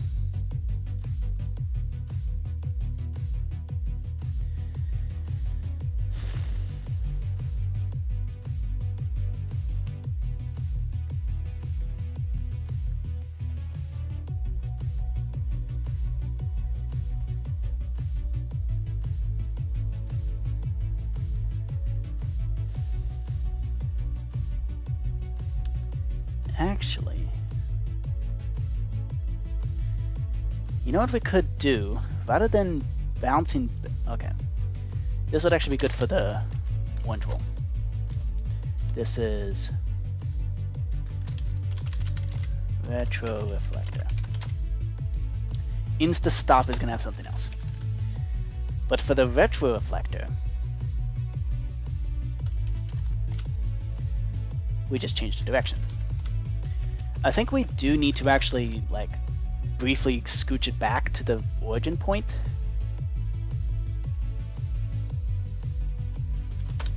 Okay. So this is going to immediately stop it in its tracks. Now for bounce, for the 45-degree bounce. Okay, so if it's direction 1, yeah, okay. So we're good. If it's a line wool, so if the score at S move direction, so if it matches 1, then we make the score a 5. If it's a 2, meaning it's going up and to the right, we want it to go down and to the right next. So we set it to go 4. If we're going to the right, we want it to go left. If we're going down and to the right, we want it, if it's going this way, we want it to go down left, which is that way, direction 6. And then if you're going down, we want it to go up. That's direction 1. Pretty self-explanatory. If we want it to go down, if we're going down left, we want it to bounce off and go down right, which is direction 4.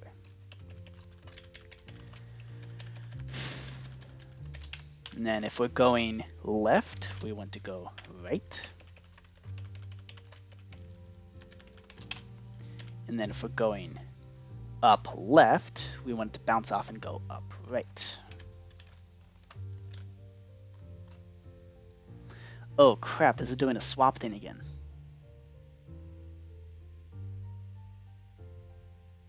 Oh no.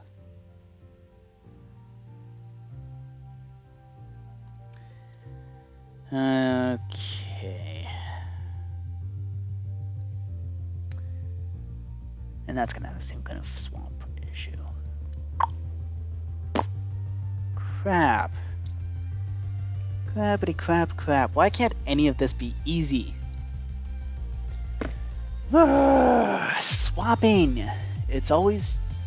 Anytime you change something, you can't just instant swap. You have to do this stupid... Okay,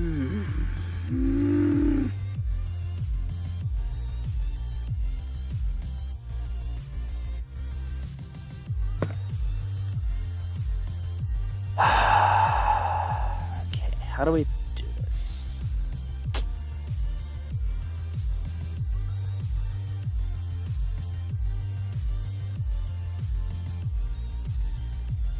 We don't have proper if statements. This is the biggest pain in the butt.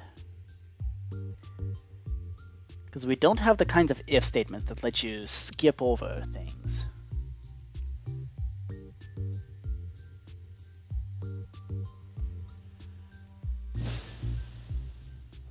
Or do we? No, we don't.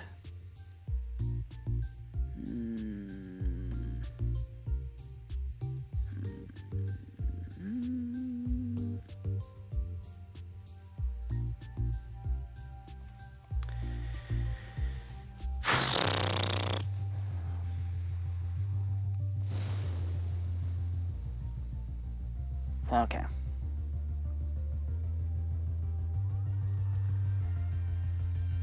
It's the same kind of swapping issues that we've been having since forever.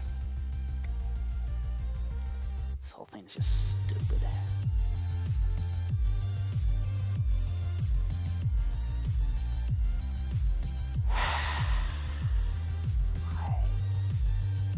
And it's too hot in here. It's so hot in here, my brain is literally melting.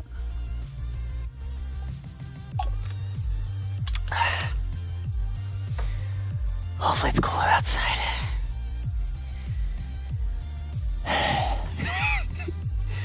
I'm literally the red face sweating meme. Please tell me it's colder outside. Oh, it is. Thank goodness. I'm literally dying in here.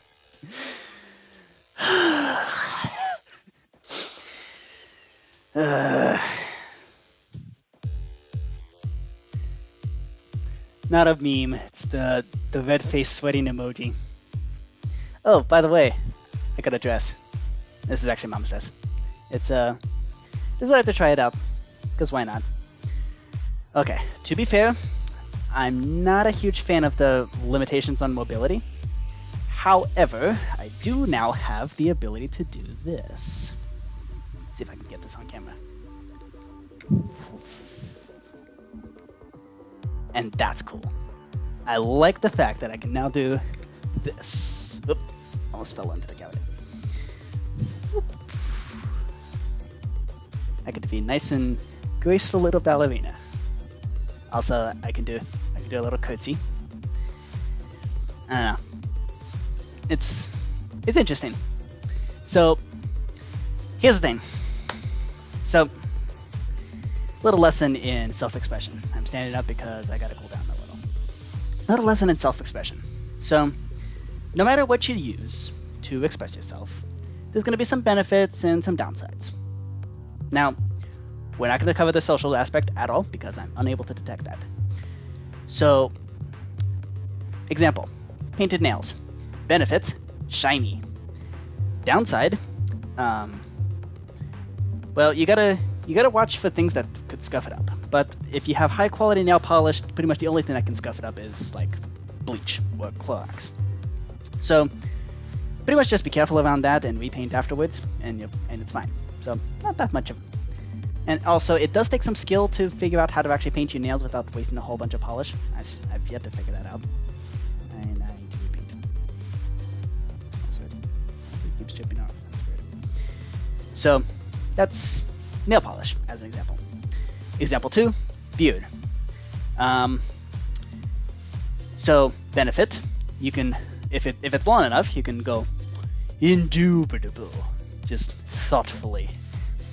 Yeah, make sure it's on camera. You can just thoughtfully go indubitable, which is I mean, that benefit is infinite. Just it is. The only thing, well, one of the bigger downsides is, well, drawbacks. Anytime you hug somebody, like, and you're tall enough to put your head on their shoulder, when you do that, you have to like put your chin like on the front of their shoulder and then do a weird thing where you like scoot your head forward, because otherwise your beard's gonna fold up like this and it's gonna get really uncomfortable. So yeah, but that's mostly just a skill issue. So, which in my case, because I don't hug people very often, just out of circumstance, that's not really something I deal with all that much. So yeah, that's beards. Now dresses is kind of interesting. Don't I said it quietly. Indubitable, said Dumbledore quite calmly. Yeah, I got no friends. No, nobody that would hug me, other than family. Now here's the thing. The dress changes things a little bit. It actually changes things a lot. So, benefits of a dress. You can do this.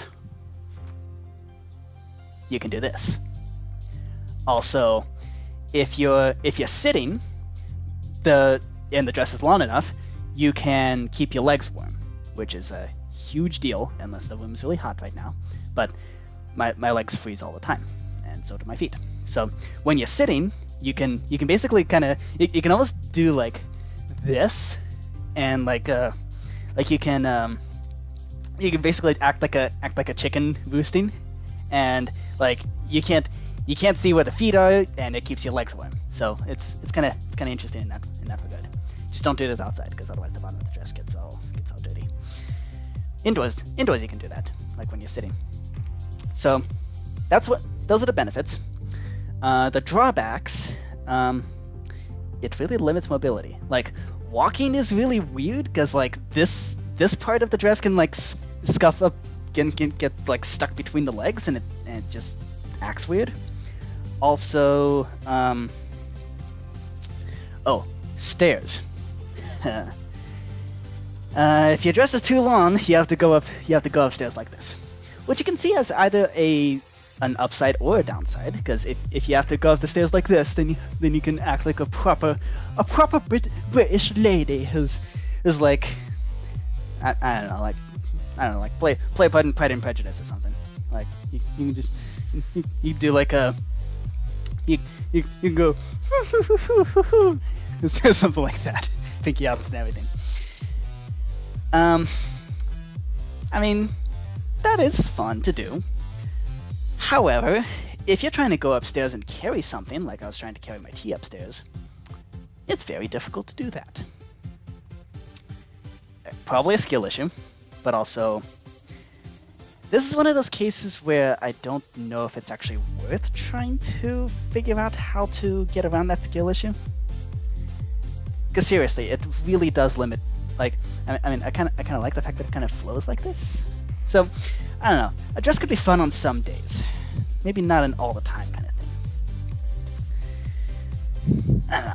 I think Livestream's got the speakers going. I don't know. There's some aspects I like, but there's some real drawbacks to this. I don't know. It's interesting. Dumbledore said calmly. Harry, did you put your name in the goblet of fire? Dumbledore said calmly. Indubitable. I mean, seriously, just being able to go indubitable is something that's just, Come on. Why would you ever trade in that ability?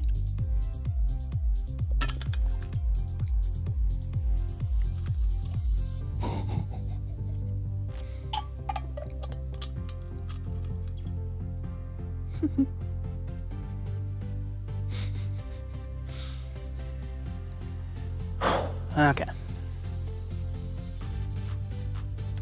And with that interlude over, I think I have an idea. So we can add 10 to the movement direction, which is technically an invalid direction, but we can detect that if it's between 15 and 18, we just remove 10. Actually, we remove 14, because that's what we were originally going to do. So in this way, if it's between 5 and 8, it'll shoot up to being between 15 and 18, which won't trigger this, and instead it'll drop another 14, which puts it between 1 and 4. So that's good. If it was already between 1 and 4, it doesn't trigger this. This gets added, this adds up so that it would be in this range, but that already was checked, so it's not going to check anymore, and then it's not going to trigger that. Okay, so that's the retro reflector. Now as for the 45-degree bounce, the bounce.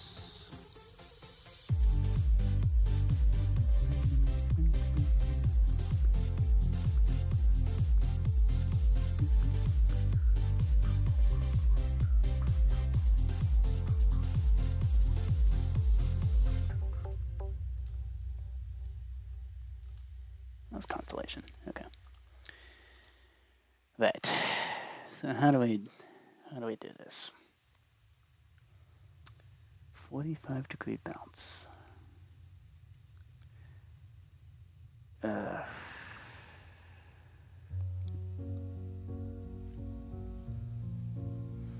Okay, so anytime we do a kind of a hot swap.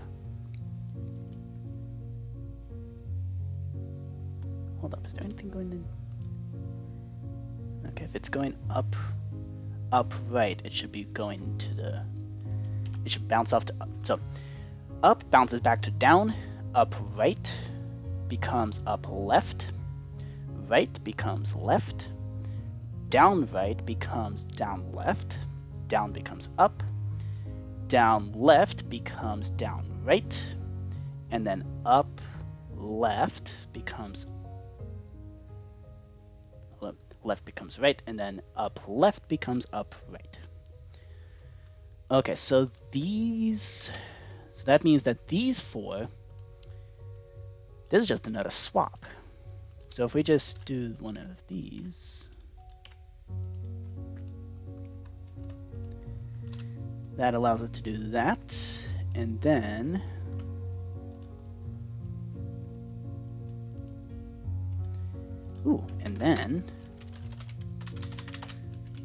we do, if the direction is between 15 and 18,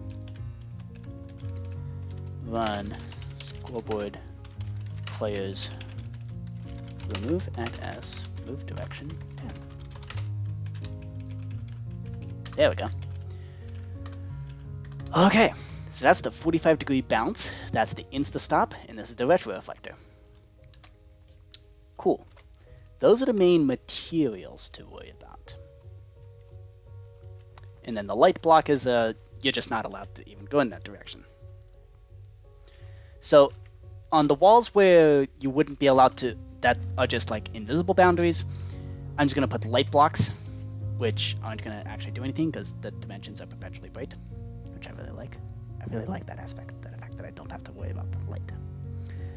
So if you then are on an orange wool, you teleport to the blue wool. And if you're on a blue wool, you teleport to the orange wool. And then if you land on, so at that point it's landing on the water.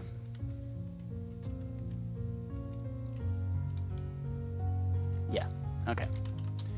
And then the sand trap, if you start on the sand, then your movement is cut in half. I don't know. I think that's a good thing to do. Okay, I think we're going to figure out the orange and blue when it comes time to actually put those in, I think actually that's going to be specific to the hole.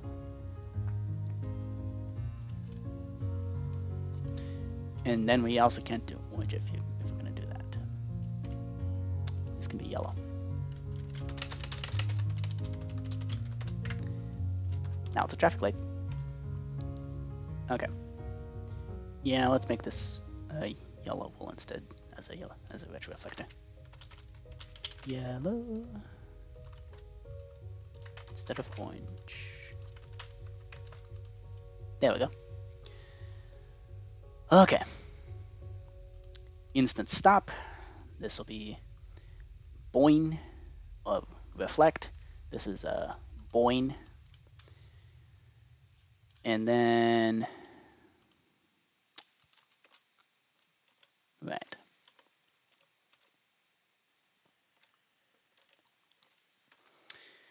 So let's see. So then we do if execute if score at S, movement amount matches 1 at S. Okay, we actually want this to, so when the movement amount hits 0, that means we stopped. So then what we should do is,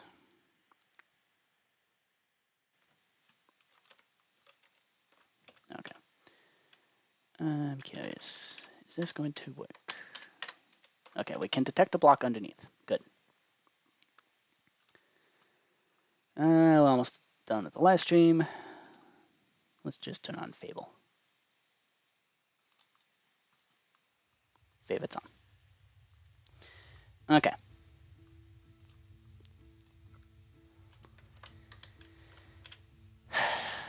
Let's see.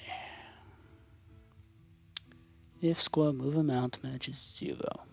So if it matches 0, that means we stopped. So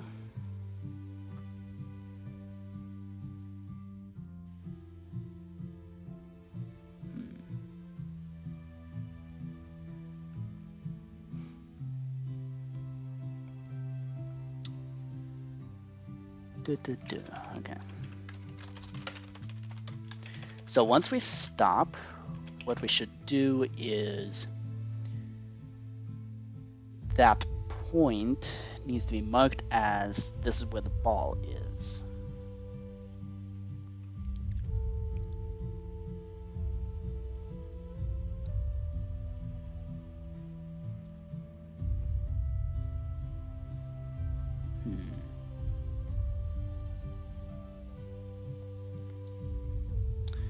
Okay, I think we just got to do a similar kind of thing that we did before when we were detecting a valid move.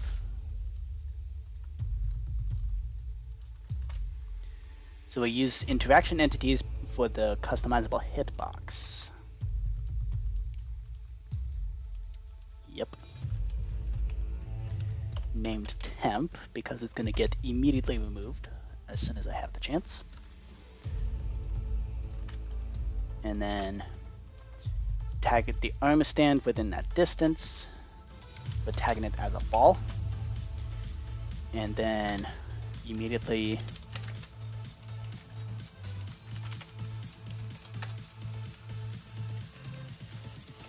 okay. So this will be execute at.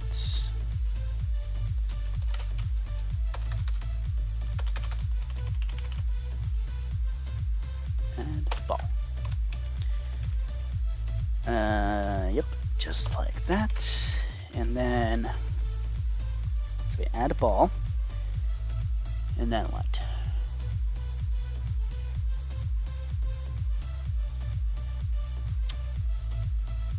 And then we gotta stick an ID on that thing. So that way it knows that this is the ball that belongs to this particular player. Yep, okay.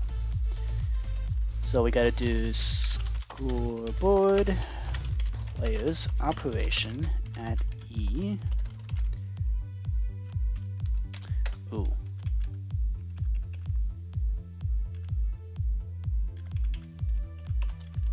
Maybe I should just do this.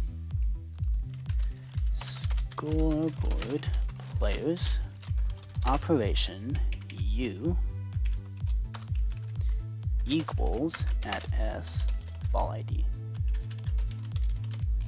There we go.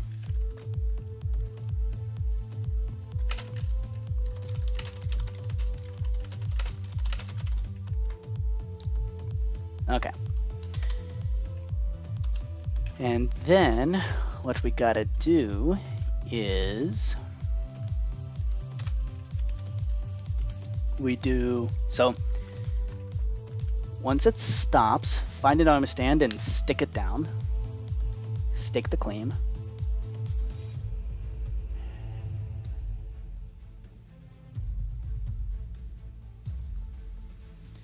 Okay, so first we do have to check and make sure we're not on the water.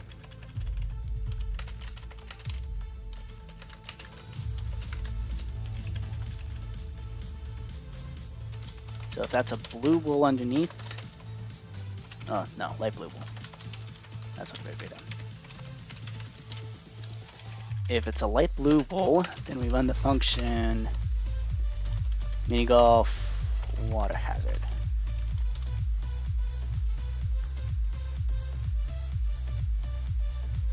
Yep.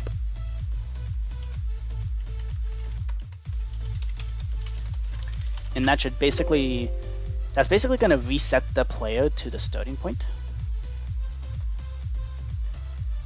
And then, so if you're underneath the light blue wool, then you got a water hazard.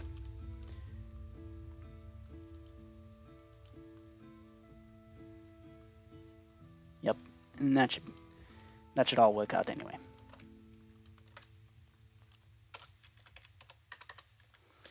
Now, if instead what you bump into is a flag,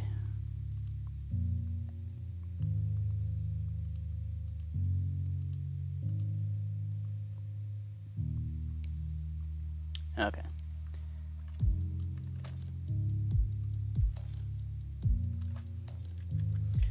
So we do that there. If that's an armor stand within that distance that's tagged as being a flag, then we run, no, not tag, we run, whoop, there we go. Alright, stopping the music. If entity there is a flag, then we reached a flag.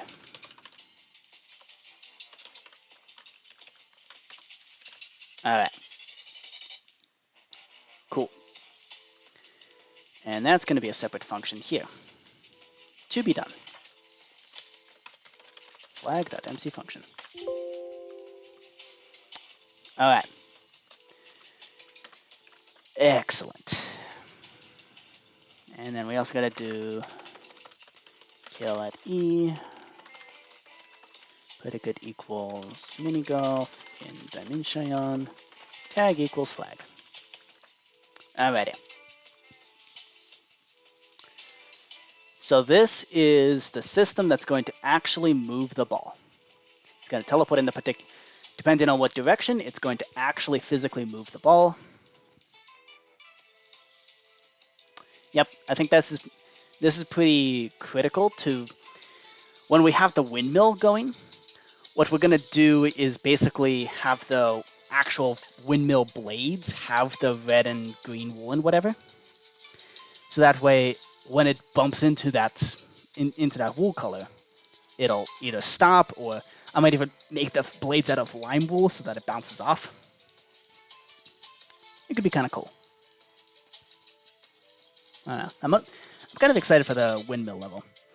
We still got to get the base level done. Level 1. Okay, so we have insta stop, retro reflector, 45-degree bounce, and then if stopped. Okay, let's got the water hazard.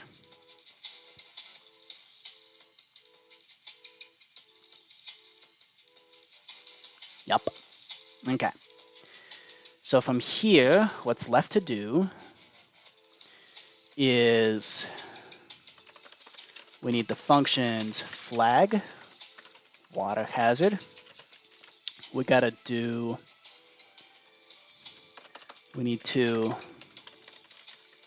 adjust positions of ball when bumps into wall. Ah. Oh. Okay. Flag, we got water hazard. We gotta do, not that I do flag, just temp.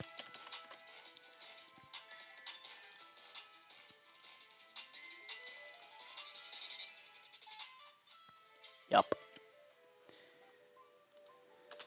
And then, tunnels. Question is how to do them.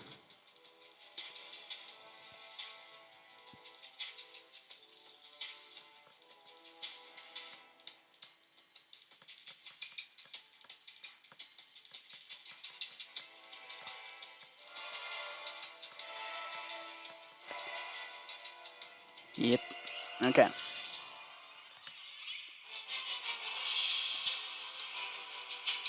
Okay. There's still plenty of work to do in Minigolf, but I think we can manage it. All right. This will take some time. This is a big-ish game, but also it's something I'm quite happy. I think I'll be happy about this. I want to make sure that I'm actually happy about it.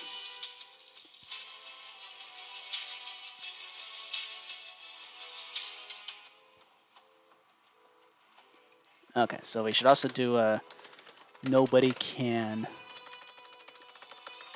I'm gonna make it a thing where nobody can. Actually, I don't think we have to do that.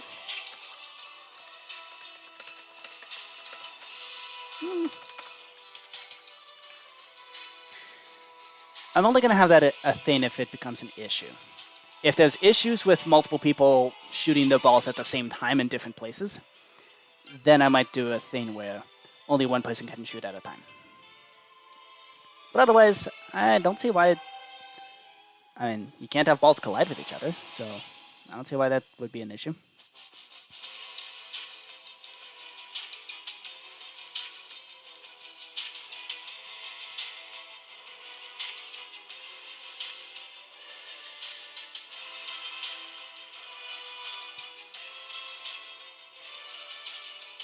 Alright.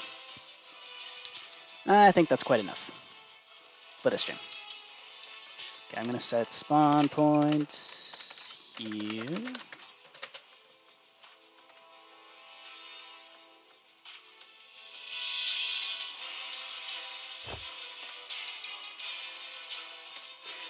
I'm really, okay, I gotta admit, I am super happy about how this all turned out. Alright, here we go.